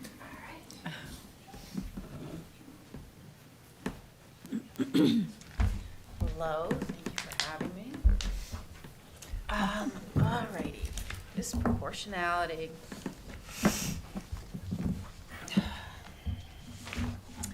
So, you have a memo that provides you with a quick overview of the recent actions we've taken related to our finding from last year of disproportionality. And so just to review, at the end of last school year, we were notified we had become disproportionate for white students who had been identified for special education in the category of specific learning disability. And we were here in May, the end of last school year, to kind of overview that. Since that time, we completed a process through DESE of a root cause analysis and produced a document that went to them and then was returned back to us on June 26th with kind of our plan for this year. And so the timing on that was a little tough because the teachers had left already for the summer. However, we used the summer to plan, and then I included for you a smattering of bullet points from multiple groups and departments and constituencies of the work that the district has done on this topic. And so everything from looking at our universal screening tools through our curriculum-based measures to specific professional development that the school district has sent identified groups of staff to had occurred either in the summer or into the early fall. Additionally, during this fall, we worked very hard as an administrative council and team to begin to draft a multi-tiered systems of support flowchart that could be further refined and used across the district. Student Services had a specific set of to-dos in this world, and that relates specifically to looking at how we assess students for this category of eligibility. So we've purchased additional measurement tools that help us to refine our assessments, and we've worked with a particular subset of the DESE literacy folks to create a template for what a comprehensive evaluation looks like and provide that coaching to our teachers. So that's all very good work in the fall. Throughout the late fall, we've done a series of parent workshops. So we hosted our parent outreach basic rights workshop, and chose in collaboration with CPAC the one that targeted eligibility in specific. And so that meant that the speaker really focused mostly on how does someone get eligible for special ed? What are those categories? Why are those categories the categories there? And the hope there was that we're helping families participate in the eligibility process with as much knowledge as possible. Additionally, the literacy department has worked very hard through general education to help with supporting general ed teachers to build lesson plans that support a wide variety of learners and are sound in the research base for teaching reading.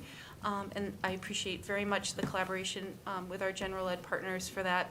And in specific, Sherry Kent, who's our literacy director, has really been out there on the front lines coaching and supporting teachers, gen ed, special ed, paraprofessionals as well, on the best practices in research-based reading.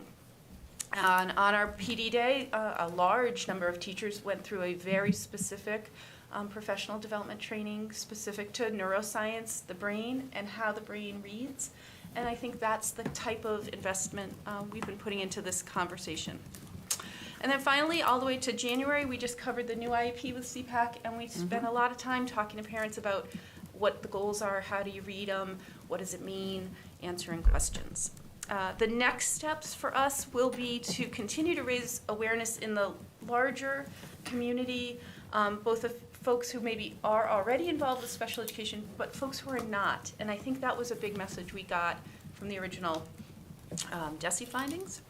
And we're currently monitoring our this year data for who is becoming eligible for the specific learning disability category, with the goal of knowing by June if the disproportionality has been impacted by this work. So I'll pause there for a second. Comments, questions? Anybody? Questions or comments? So just to go, so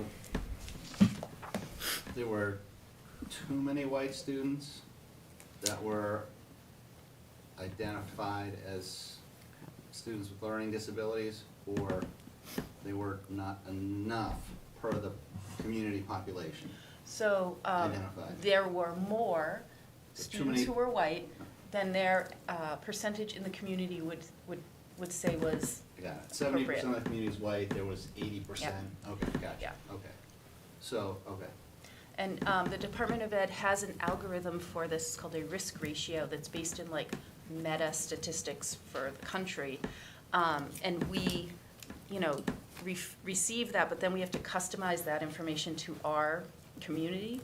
And we, last year, had a thoughtful conversation about, we weren't really sure if that number was too high or too low, right? Perhaps it wasn't representing other groups as well, and that was causing this.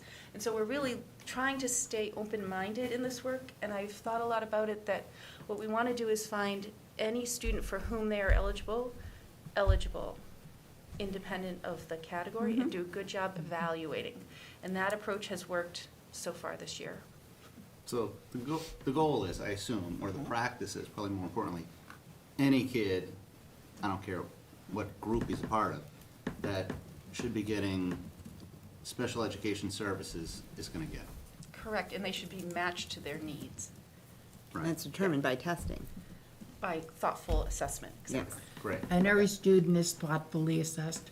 Yes, and there is an evolving literature on the assessment of dyslexia in particular that we are tapped into. Okay, so now we go to part 2, right? So now we're on to the new year, and so in January of this year, we were informed by the Department of Ed that we will be disproportionate in a second category. This is an entirely new category.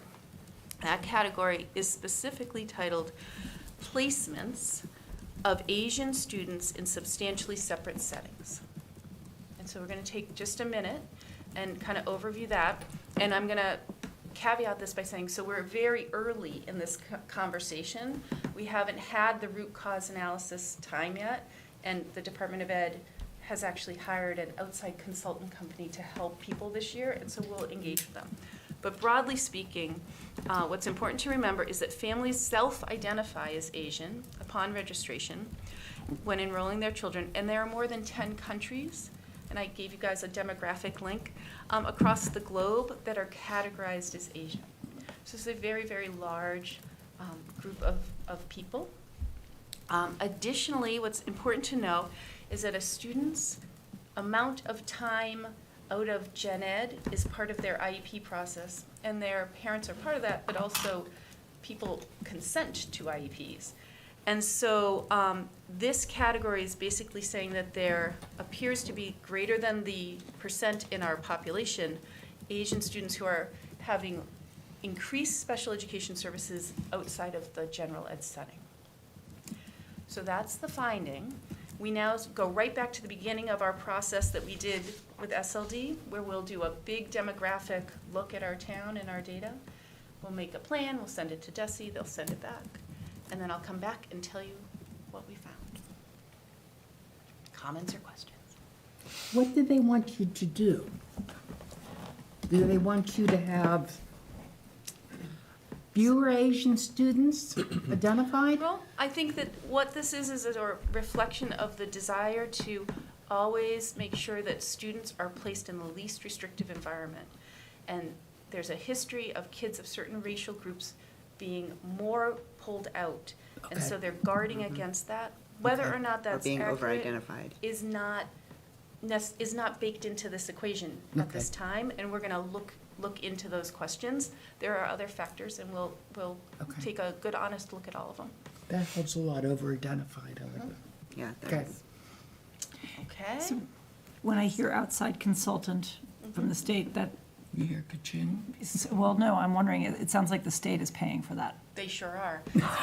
And what I would say is, it's a good thing. Our Yeah. experience last year was that we had very thoughtful, sophisticated questions, and we would have liked to have been able to engage in dialogue with someone Yeah. who knew more than we did about it. We're looking forward to that conversation. I think that's phenomenal. I think it's really exceptional that it has funding attached to it, as sometimes things from the state do not have not. funding. Yeah. Yeah, this is complicated stuff, and I appreciate them taking it seriously. thank you so much. Thank you. All Oh, right, wait, so you're that still actually up. brings you for preschool, you were getting up. Oh, yeah. Preschool tuition. I waited patiently, but I didn't know. Okay. Alrighty, so preschool tuition. You have a memo in front of you that was in response to a request that came back to us a couple weeks ago, that you were looking for some more data about the Hopkinton Integrated Preschool structure, tuition, with the question behind it is, perhaps is it time to make any changes to the tuition? So you have the memo, but very briefly speaking, Hopkinton has 3 preschool structures, and I think that's the big idea, they're structures. We have what we call the 3-year-old AM class, we have a 4-year-old PM, and then we have something called the 4-year-old full day, which is not full day, it's 4.5 days. But as you're about to learn in talking about preschool, everything is a little mushy, and it also has very cute little names attached to it. So we're gonna kind of go through together and walk through. So what we did first was we identified the communities that we wanted to look at for comparable preschools. So in this instance, we used the 20 communities that make up tech or accept, and some of them overlap. So we had 20 communities to look at. We then, through the very thoughtful efforts of Shannon Overdahl, the preschool director, and Bree Muzzy, for the preschool, called, emailed, and web investigated all 20 of those preschools to get their most current tuition information and make sense of the names of their programming and the layers. You have a chart that kind of shows you all of that work, and I very much appreciate the work they did to create that chart. Now that we have that, that is a great tool for future looking.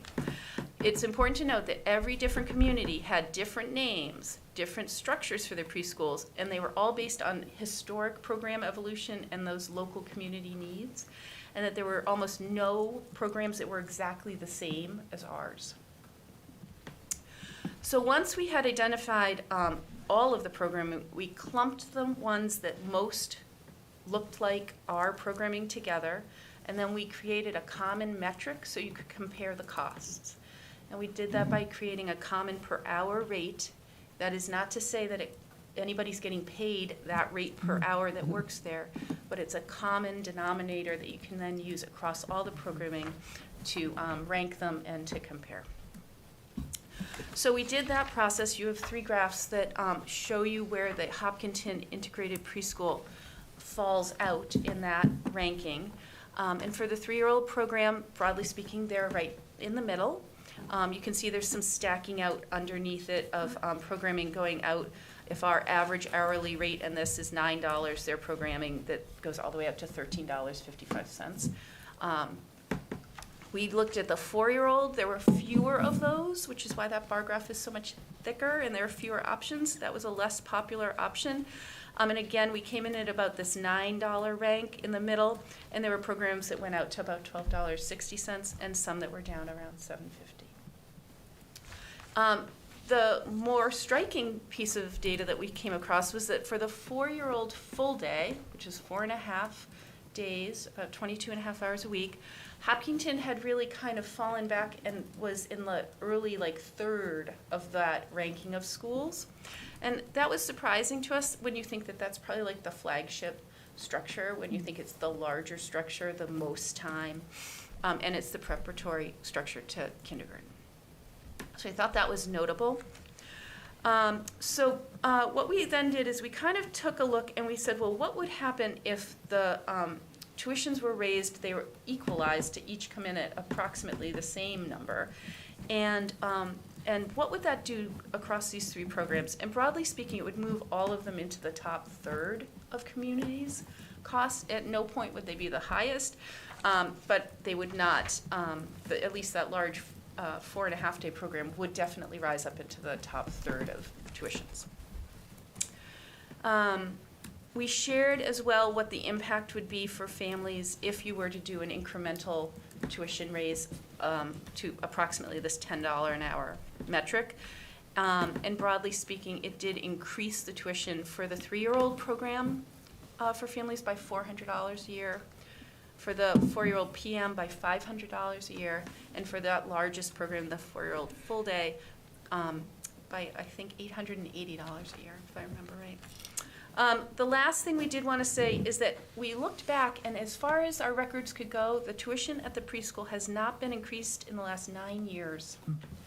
And I do think that that is striking as well for the committee to just have that piece of information. Finally, this information is important to know in budget context, but also to understand that it would go into the preschool revolving fund, and it really wouldn't be available to the following year as an offset. And I know you know all about that, but I just wanted to say that kind of out loud, that these receipts, if you were to change the tuition, really have a follow-on impact, not an immediate impact. Questions, comments? Thank you for all the work of Yeah. everyone working with you to pull together all this data. It's really helpful. Thank you, and what I would say is, now that we have the structure, we could turn around an analysis much quicker to you in the past. And the only thing is, this is just one look at one fee, and it is in isolation. We didn't look at how it relates to other fees in the larger picture of the district. Does the tuition cover the cost of the program? No. I was gonna look to Susan, but we know the answer is no. It is a piece. What's the delta between tuition and cost of program? Do we have a general idea of that? We are putting $320,000 towards the preschool, and I'd have to look up at the total cost, but 320 in tuition. 320,000 of tuition is going against the The preschool cost. cost. The But piece that's important to remember is that the students who qualify by virtue of their IEP needs do not pay tuition at all, so it's. And we receive reimbursement from the state in special education fees to help pay For those students. Not What proportion entirely, is, but could give you a check. We did do math on if the increment went from that $9 to $10, what that net would do. It would bring in approximately $25,000 year over year. So we get to, what did you say, 320? So 345? I mean, is there a reason why we haven't raised the tuition in 9 years? Can I ask one more question before we answer this? Are applications for spaces for these children who are tuition paying still significantly higher than we're allowed to take? Yeah, so thank you for mentioning that. We just had the lottery and we had, more than double the applicants for the slots available. Which And leads to this- think it's, A, the quality of the program, and B, it's a good deal. Yep, and all of these analyses assume that every seat was filled as well. I also am noting, Chris, I had a question. relative to private preschools, I just pulled up for comparison because I know that our preschool is very highly regarded, and that there are people, for as long as I can remember, who were not able to get in because they didn't get into the lottery. But private preschools, a popular private preschool that a lot of students from Hopkinton go to, for a 3-morning-a-week program costs about $6,000. So even though this feels like probably a big jump to families that are paying this, their alternatives for other preschool programs are not, and that's not even looking at like a full-day program or a 4-day program, so. I would just offer that I've had an opportunity this year to observe in every one of the preschool classrooms, and the quality of instruction is excellent. You're dealing with classroom teachers who have, in some cases, multiple licenses, multiple master's degrees. Some of them are duly certified across early childhood and special education, and the integration of the service delivery model can't really be replicated anywhere else. So it's quite a model. Is there a cap, there obviously is a cap on the number of Yes. students accepted, and is that cap,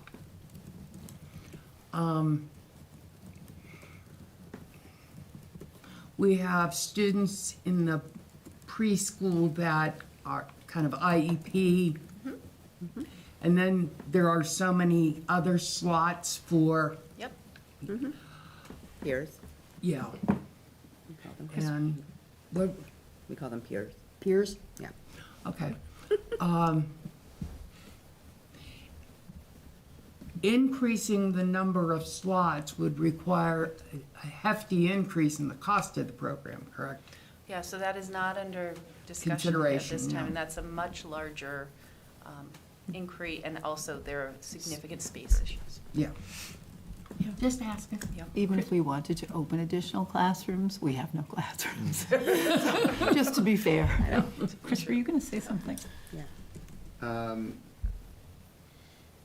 I don't have any historical context, but these increases seem modest to me, given we haven't also raised the tuition in 9 years. It's been an expensive 9 years. Yeah. Yeah.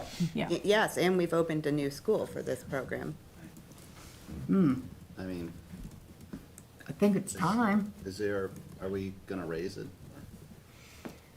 You'll So you decide guys that have to have tonight. information Oh, to okay. help you have a discussion, so Yeah. we're providing you the Okay. information. I think we know wanna where make Chris is at. Yeah, that's the conversation. Yeah. So looking to raise it up to the $10 an hour is the proposal. Well, that was a suggestion Yep. to I give would- you a starting place to talk. Could we get, I'm curious what that delta is between, It's well over, it's is well it over, 300,000, is it a million? it's well over $1 million for the program, just in staffing. And this increase is gonna, it's a net of 25,000? I mean, does that do anything? You know, I mean, for the most part, what you have to consider, obviously, you know, when you review fees, you look to the market. And so what they've done is look to the market. They're not looking to be the highest program. Yeah. They're still in the middle to the upper third. So the $10 an hour kind of, to market, gets you back into that upper third tier. Although to Nancy's point, we're not competing against other school districts, we're competing against the private preschools. It is interesting to see what Yeah. constructed programs are charging, and that's the only metric we could really identify that was comparable. Yeah. Yeah, and I suppose if there's another $25,000 available to offset something in the budget, it's nice to have it. Does your reimbursement from we get reimbursement for students on IEPs, is that correct? Yes, it's not substantial at the preschool. Those guys are still very little. Okay. However, that is part of the possible, Yeah, I was funds. wondering if we increase the cost, if it will also, the state would reimburse. No, At the nope, same they have their level. own Does the algorithms. state's contribution average $9 an hour, or is it 6 an hour, or Probably 15 cents. do we know what that is? Susan. So it's all wrapped up in the Chapter 70 formula, which is a very complicated structure, and you couldn't just pluck out Okay. preschool. And paid directly to the town. And it's paid directly to the town. There are some big deficiencies in the preschool Chapter 70 formula. I'm just saying that. That's what I deal with during my day job. Yeah, and certainly we have done a good job of circuit breaker claiming to a high level, so certainly if we also continue to do that, it maximizes the investment as much as possible.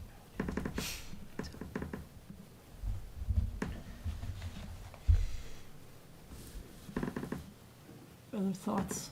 Were you looking to go higher than what's proposed, or were you?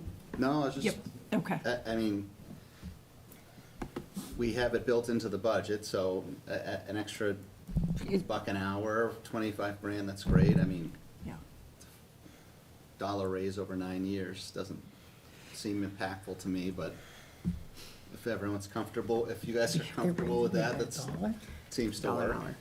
Well, and again, no one's getting paid that dollar, it's a metric, but I want to say, I think it's about a 10% increase, year over year, if you think of the tuition rate. Right. And that seems important to families, Yeah. especially of young children, so Yeah. I think that was a balanced idea. Okay. And I would assume some of the 3-year-olds are going into the 4-year-old program. Yes, and we did the math based on the roll-up of everybody who we knew, so we could work with some accurate forecasting for next year. Okay, So I would make a motion to increase the rate hourly, or is it hourly rate? Yep, to the preschool to $10 an hour. Is that right? Like, there's no wording. so in the agenda, it says to the Review the preschool preschool tuition tuition rates. Yeah. So to increase the preschool tuition rate to $10 an hour? No, I think Do you your want the first one is specific or correct. to review the I think- preschool tuition rates as As recommended in the recommended? memo. I think we want to accept these as the 25-26 annual monthly tuition rates as 4,000, 5,000, and 8,800. That might be the cleanest. Yeah. Yeah. Thank you, Kyla. I second that. All those Right. in favor? Aye. All right, thank you very much for that Yep. thorough review on Thank you, that. everybody. All right, that brings us into the MyCap grant. Mr. LeBron? All right. Thank you. Good evening, everyone.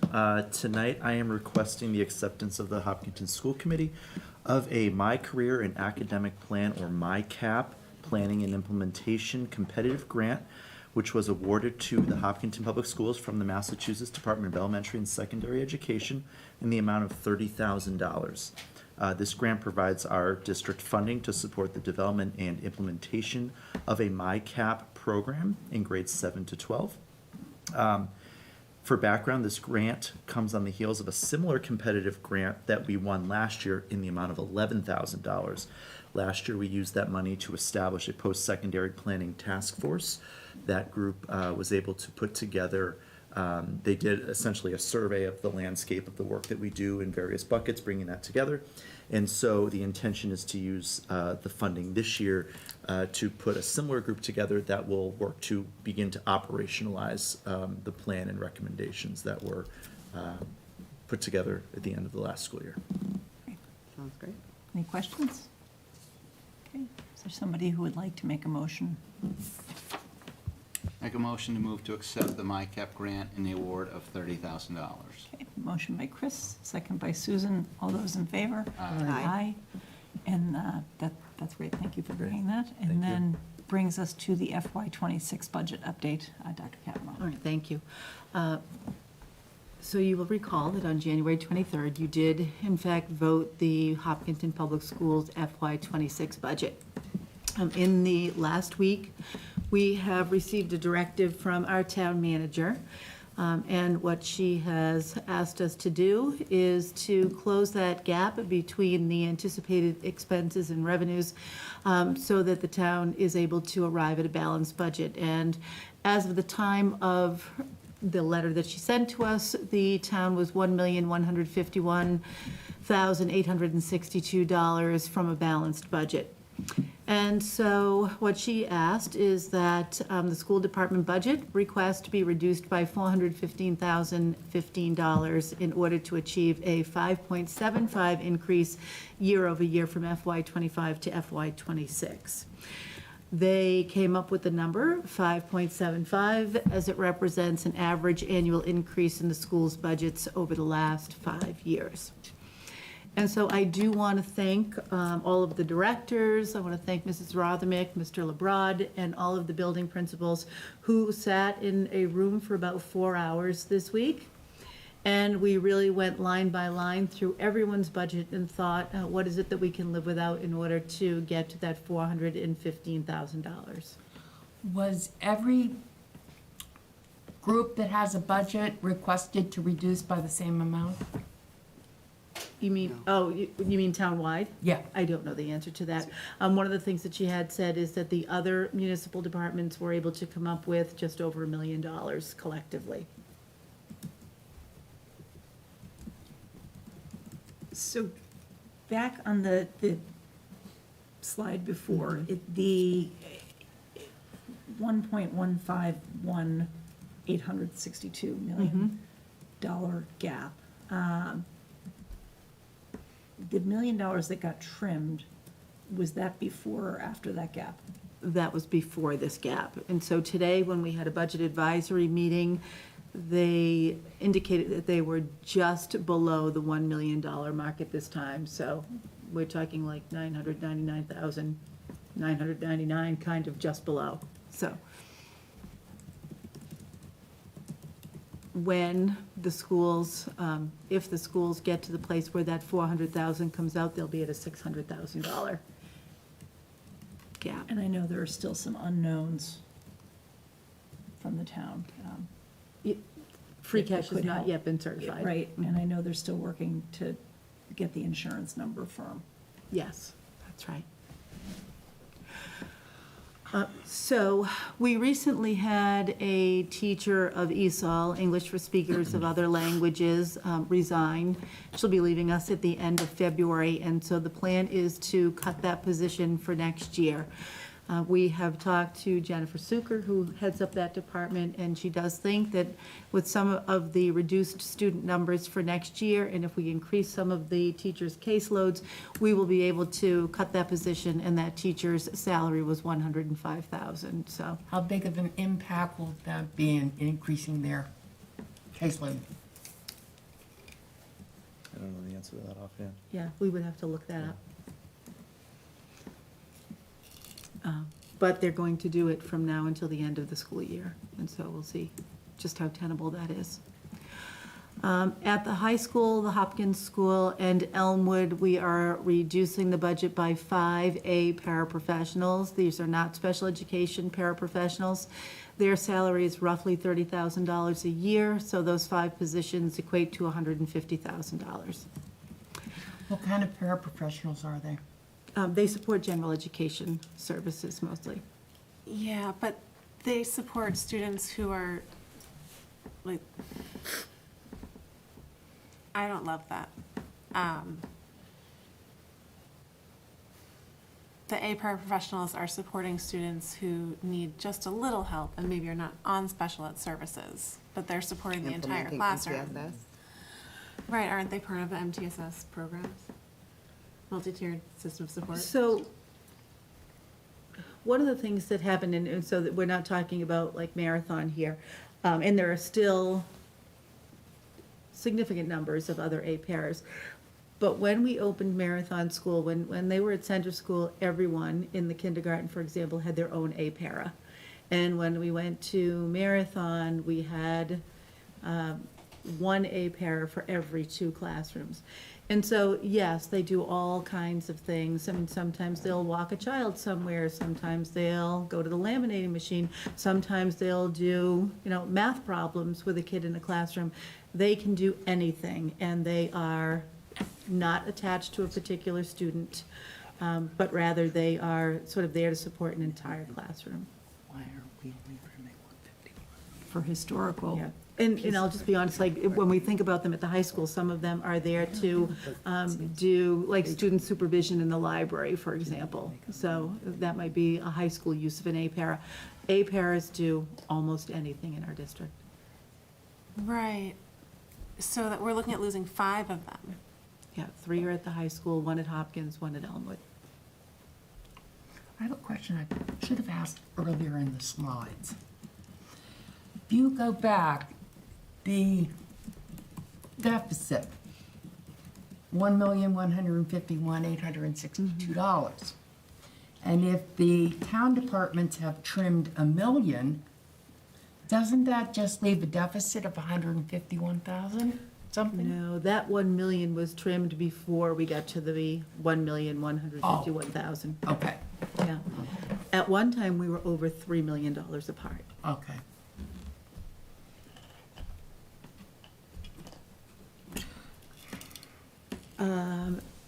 At the district level, paraprofessionals who are B and C paras, so these are special education paras, we would be transferring a portion of those salaries. There's obviously millions in salaries there, but we would be taking 125 of that and transferring those salaries to the IDEA grant. So those would be paid for out of a grant as opposed to out of the school's operating budget.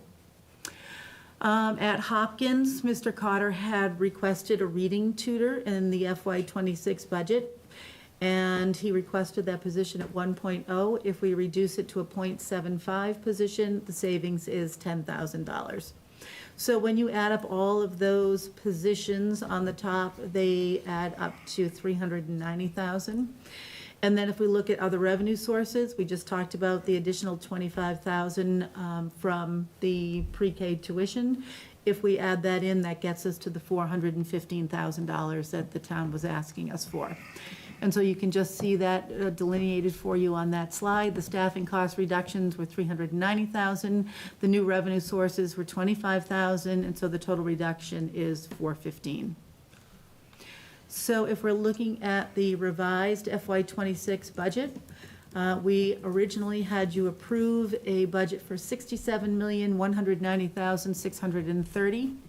If we take out the $415,000, that goes down to $66,775,630. And we still have the special education reserve. And I'm going to ask Mrs. Rothermick just to talk about this quick change in capital as well. So the other piece in terms of contract negotiations, right now we are out of balance in terms of what we have in our salary reserve for negotiations. So one of the strategies was to take the one-time expense that is in the budget, which is the textbook licenses that Mr. LeBrod talked about, and move that to the pay-as-you-go to be paid for with free cash. However, free cash has been appropriated. The estimate of free cash has been actually over-appropriated. So we're unable to add this article. And so the only way to do that would be to swap out. And so we're looking to swap out the storefront, the entry doors, and push that out to a 27 ask, so that, again, we can balance what we foresee the budget being, and put those licenses as being the request instead. Kids can't go without those textbooks. Yeah, Right. Yeah. And yet we have leaves blowing in the middle school. Can we look back a slide? Into the middle school? Go back a slide, Shirley. Right there, is that what you wanted to say? One more back. Now it's snow blowing into the middle school, sorry. Oh, I know what I wanted to ask. I guess it would be a few slides back. When we start talking about fewer paraprofessionals, Are we laying people off? Yeah, Yes, it's a reduction in force. So how many people are we laying off? 5. We did let the Paraprofessional Association co-presidents know that this morning, because we wouldn't want them to see that for the first time this evening. And I'm meeting with them tomorrow morning. So I have 2 questions specific to the A paraprofessionals. It seems like maybe a year ago, we had trouble filling those positions. Was it the A paraprofessionals? I think it would be paraprofessionals, sort of just generally. It was tricky to fill. The other piece is, are there any anticipated retirements or something that could be looked at? Well, that's the thing. When we communicated with the para co-presidents this morning, there's a lot of movement in the para association. Sometimes an A becomes a B, sometimes 2 Bs leave. So I've gone a long way maybe to say that there are very frequently vacancies. And so the other thing that their contract says is that when we consider who will work where, we want to play to a paraprofessional's strength. And so, there may be people who are working now in the high school who would be thrilled to go to the Hopkins school. There might be people in the high school who would say, I would stay in the high school and become a B para. So that's the kind of thing. Or there may be people who would say, I'll just move on. So, And there's RIF language in the paraprofessional There is, contract that would yes. dictate how that works. The RIF language would be the paraprofessionals, we added paraprofessionals this year, correct? B paras because of special education Okay. needs. Are there any open para positions right now? Is there one? There's a long-term sub opening, you know that one. We're almost entirely full though, I have to say. We've been pretty full all year, which is pretty good. Which is a change. It's been a long fall to get to that. And I'm I, just gonna- 2 thoughts on that. One is, on the one hand, I'm going to contradict myself just for highlighting up front. On the one hand, we have operated with fewer A paraprofessionals or paraprofessionals in general. On the other hand, we also know that the positions are difficult to fill, or Yeah, can be. that's- In that, is there concern that if we reduce by 5, we may come back kind of in some point next year and need to add some back in, but have difficulty filling those positions? I have that concern. Is that, or is the So- market changed? Is it not as difficult as it was? Is that a piece of? I would think that it's not as difficult as it was. And we really are talking about 1 A paraprofessional at Hopkins School, 1 A paraprofessional at the Elmwood School. And so I feel like those positions would be fillable. What is the, there were other new positions.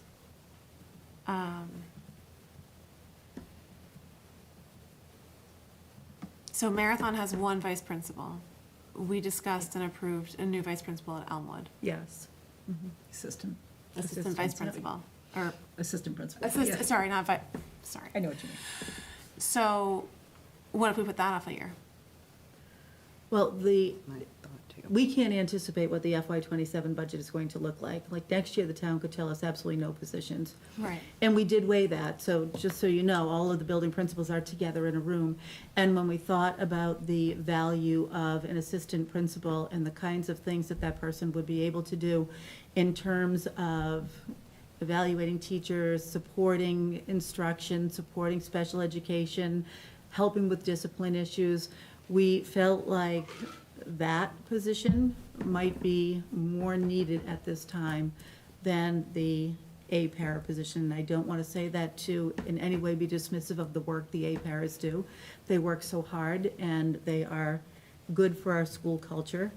At this point in time, what the town is asking us to do is to weigh all of these positions and see what kinds of things students will get as a result of keeping a particular position or not keeping a particular position. Would any somebody who'd be interested in an assistant principal's position, would they be interested if it were not full-time, 3/4 or half? I would imagine someone out there is.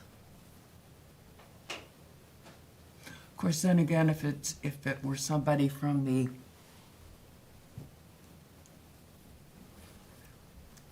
if it were someone from the faculty, how would that impact the budget? It would, you then, We'd have to hire for the Yeah. faculty position. Yeah, and I think, I mean, I'm guessing, I don't know what anyone's financial situation is, but to leave the classroom and to become a half-time assistant principal, you would certainly be taking a Pay cut. sizable pay cut. okay. It seems that in some cases, the assistant principal position as a, compared to a teacher on a higher steps and lanes would be pretty comparable at full-time for each.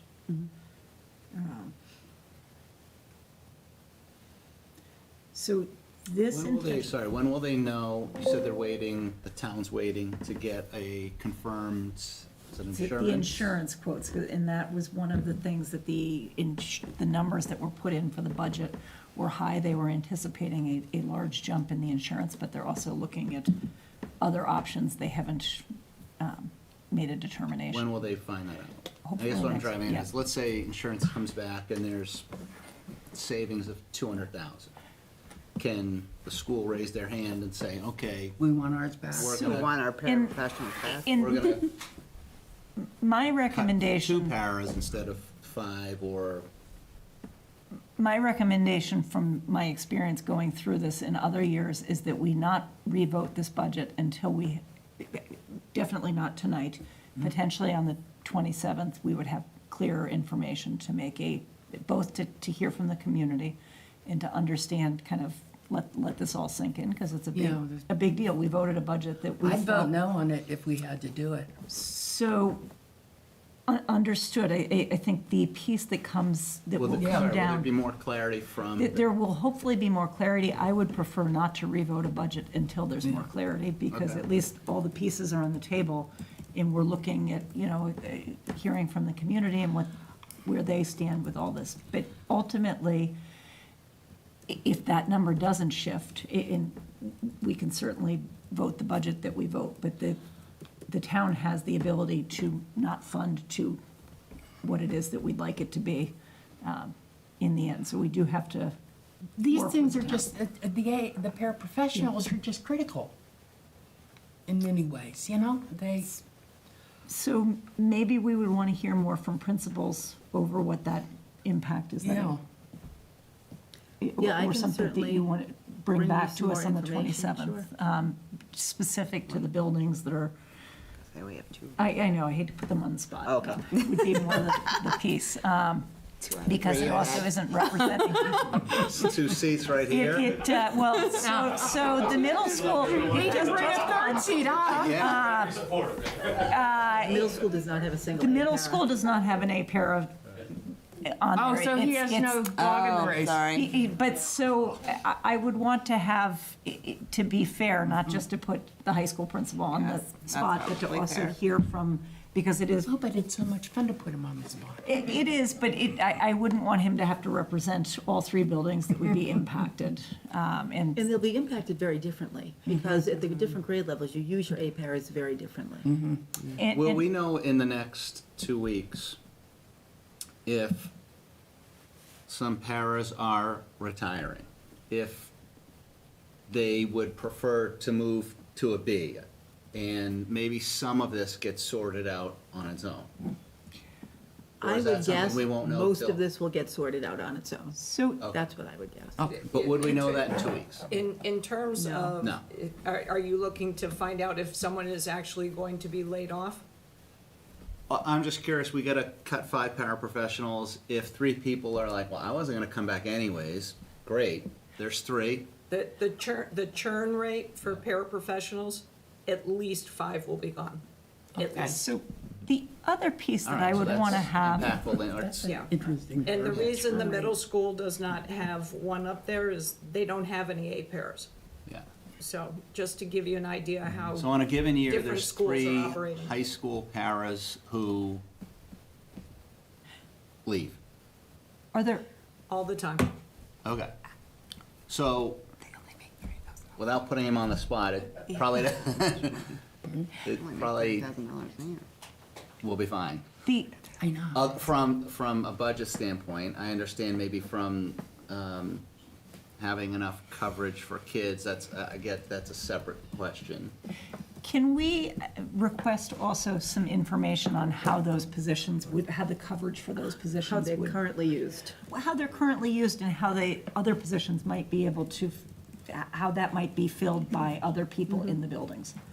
Because that certainly might make a difference if we could understand what it is that, Right. if, Yeah, I mean, A pairs very often are in the lunchroom. You know, they do a lot of student supervision, and that would be something that would happen both in Elmwood and at Hopkins. And we don't use, I come from a place where teachers had to do lunch duty. We don't do that here. We do not. Oh, well, at the middle school and high school, they do. Oh, okay. They don't. I was gonna say, gee, they got scot-free. They're all gonna walk out tomorrow. K to 5, they do not, just to be Okay. clear. K-5 does dismissal stuff. Okay. Everybody's got their own little, Yes, and They that's do. what I mean by these them out there. positions are just so different at different levels. yeah. all right, are there any questions that people would like to have answered at our next meeting regarding this, other comments and things that we would want to bring back before we're able to make a decision up or down on this? I would appreciate understanding options that were discussed and decided to not be the right choices. I would like some more context around how these were decided as what would be presented. All right, so I appreciate the, probably, you said 4 hours, it probably was a long 4 hours that was put into this, and having this come back to us, we'll sit on it and hear from the community and vote on it hopefully on the 27th, assuming that the numbers are, the information is all clear at that point. In our budget, we're adding a full-time French teacher. There is a 1.0 French teacher in there. And a portion of a comp sci. And a special education intensive needs teacher across 2 buildings. If we only hired the top half of the French teacher, only part we need, if we were to only do a half-time French, would that mitigate the part of the problem? We actually talked about that as well. Yeah, that's why if we have the Yeah. context, that'll help. Yeah, we had a good conversation, I think, about whether or not a 1.0 French teacher, a 0.6, a 0.4, and in the end, it was decided to keep the 1.0 French. In my recollection, I don't have the numbers in front of me, is that the high school, the 8th graders that are coming in is a bigger class than the graduating seniors, so that was part of why that was. Yeah, that's Oh, true. for- And we do have to remember that going from 8th grade to 9th grade, there's always some attrition, because some of our kids will go off to Keefe Tech or a private school, so you lose a few kids along the way. All right, so conversation to be continued. That brings us into policy EFE, School Nutrition Department Civil Rights. And this is a third reading. It is our third reading. Oops. I think that you will remember, I think we thought that the last time we were together, we were going to be able to push this policy through, and then we realized that we were missing some of the protected classes in here. So the text that you see at the top of the screen was there, and the text that you see at the bottom where it says, if a participant, parent, guardian, or potential participant, all of that, But these two pieces here in the red and the green, those are the protected classes that we needed to add. So one thing that was added is that the Hopkinton Food Services Department, in collaboration with the school nurse, building principal, and student services office, will work to provide reasonable modifications to effectively accommodate children with disabilities on a case-by-case basis. And then we also added that the Department of Agriculture prohibits discrimination in all its programs and activities on the basis of race, color, national origin, age, disability, all of those things. Good move. Thank you for everything. Good night, Matt. So this is it, we think, in its entirety, and I think we had said last time that this was something that came about as a result of a food service audit through DESI.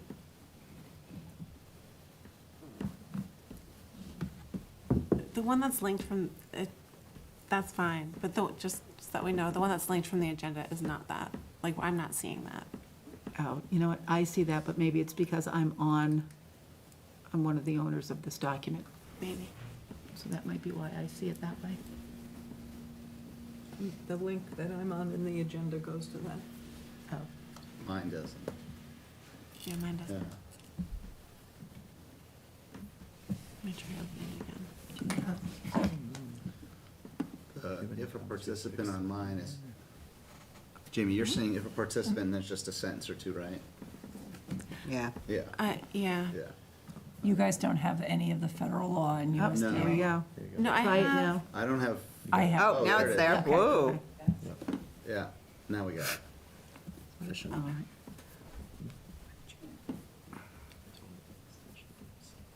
I will accept that wording too. I will after you say yes.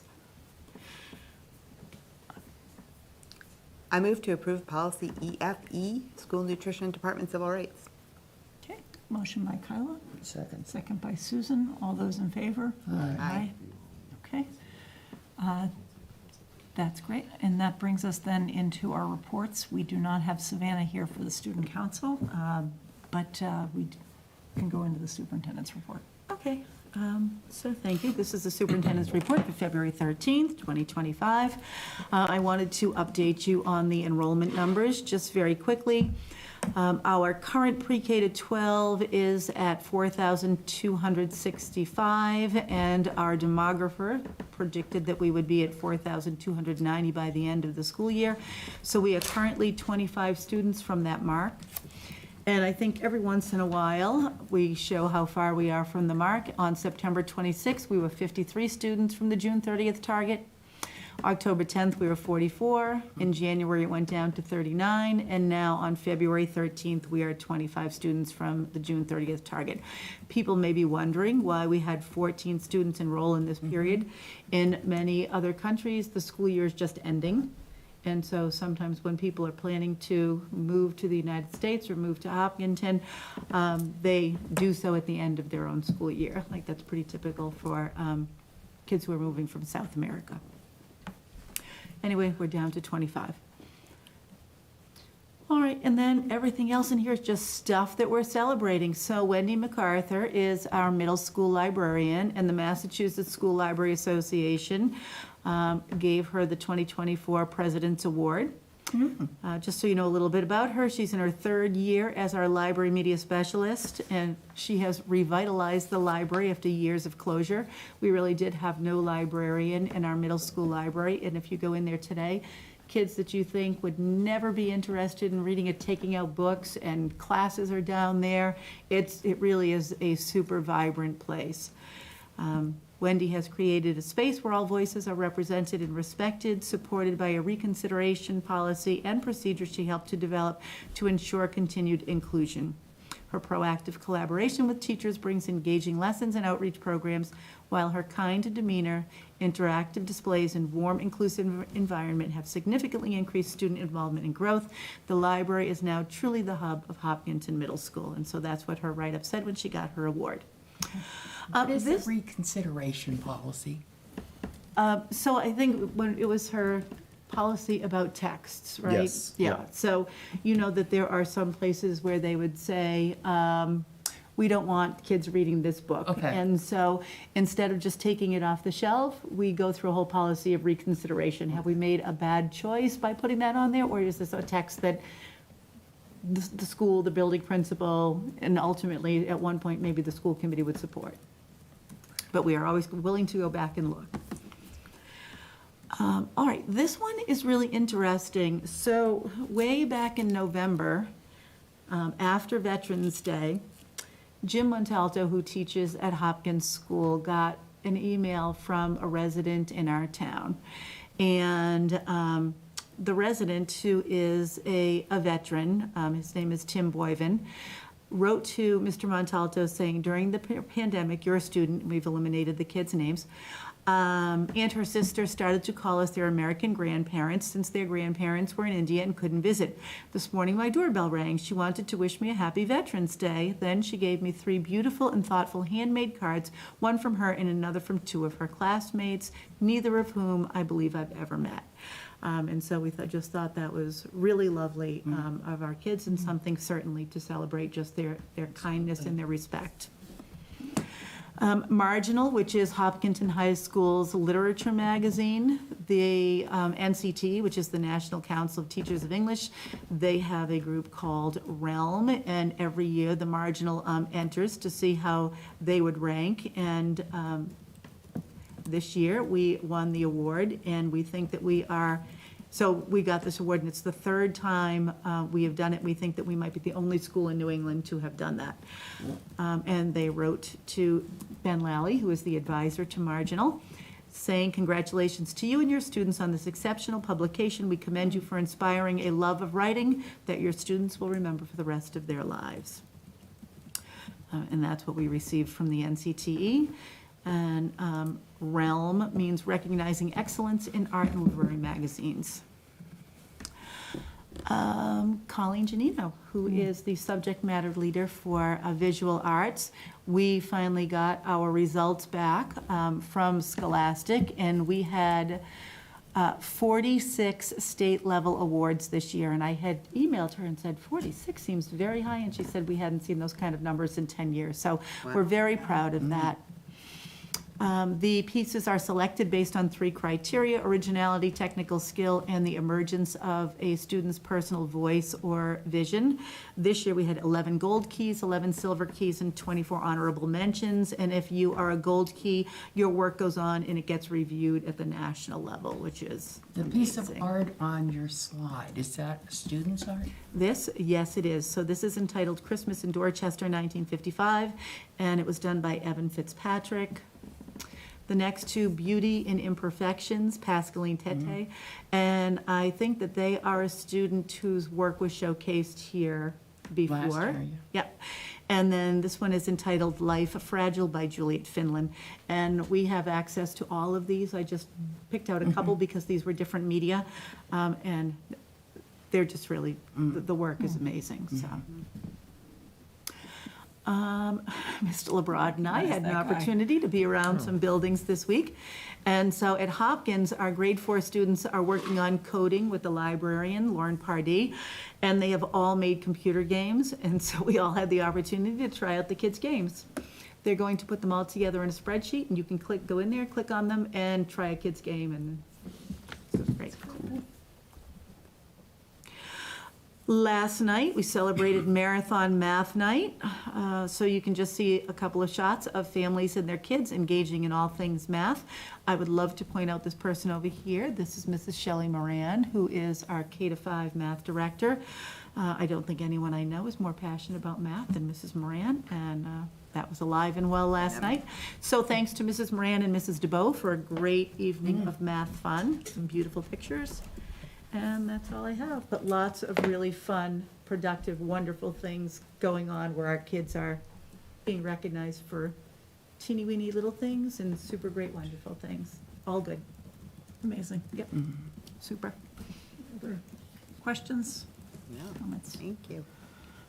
Okay, that moves us then into the school committee chair report. Warrants 25-060S, 25-061S, 25-062S, 25-063S, 25-064S, 25-065S, 25-067S, 25-068S, 25-069S, 25-070S, 25-071S, and 25-072S have all been approved, and the warrants are included in your folder.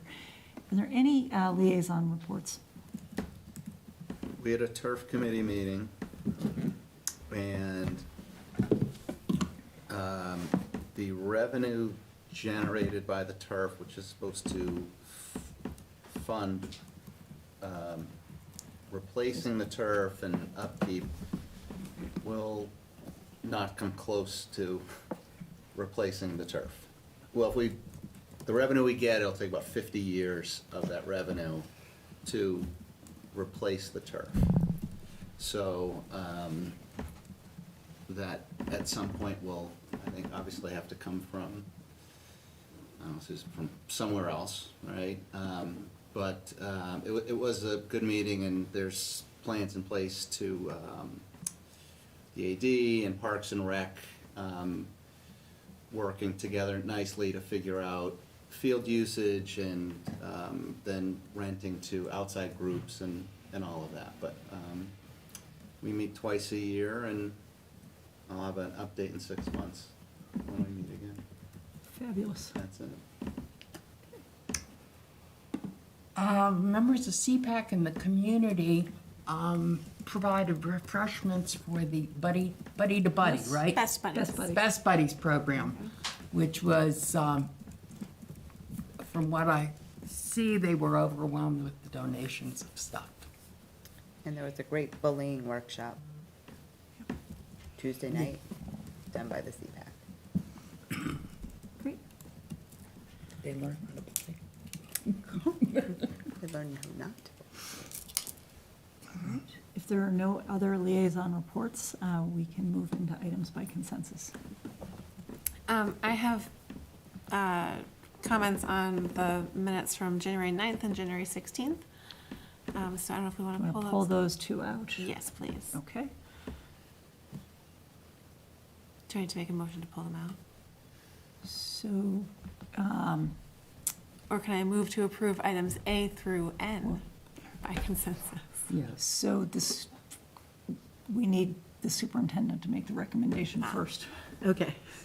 So I recommend that the school committee approve items A through N in your items by consensus as outlined in your agenda. Okay. Does that I work? move to approve items A through N.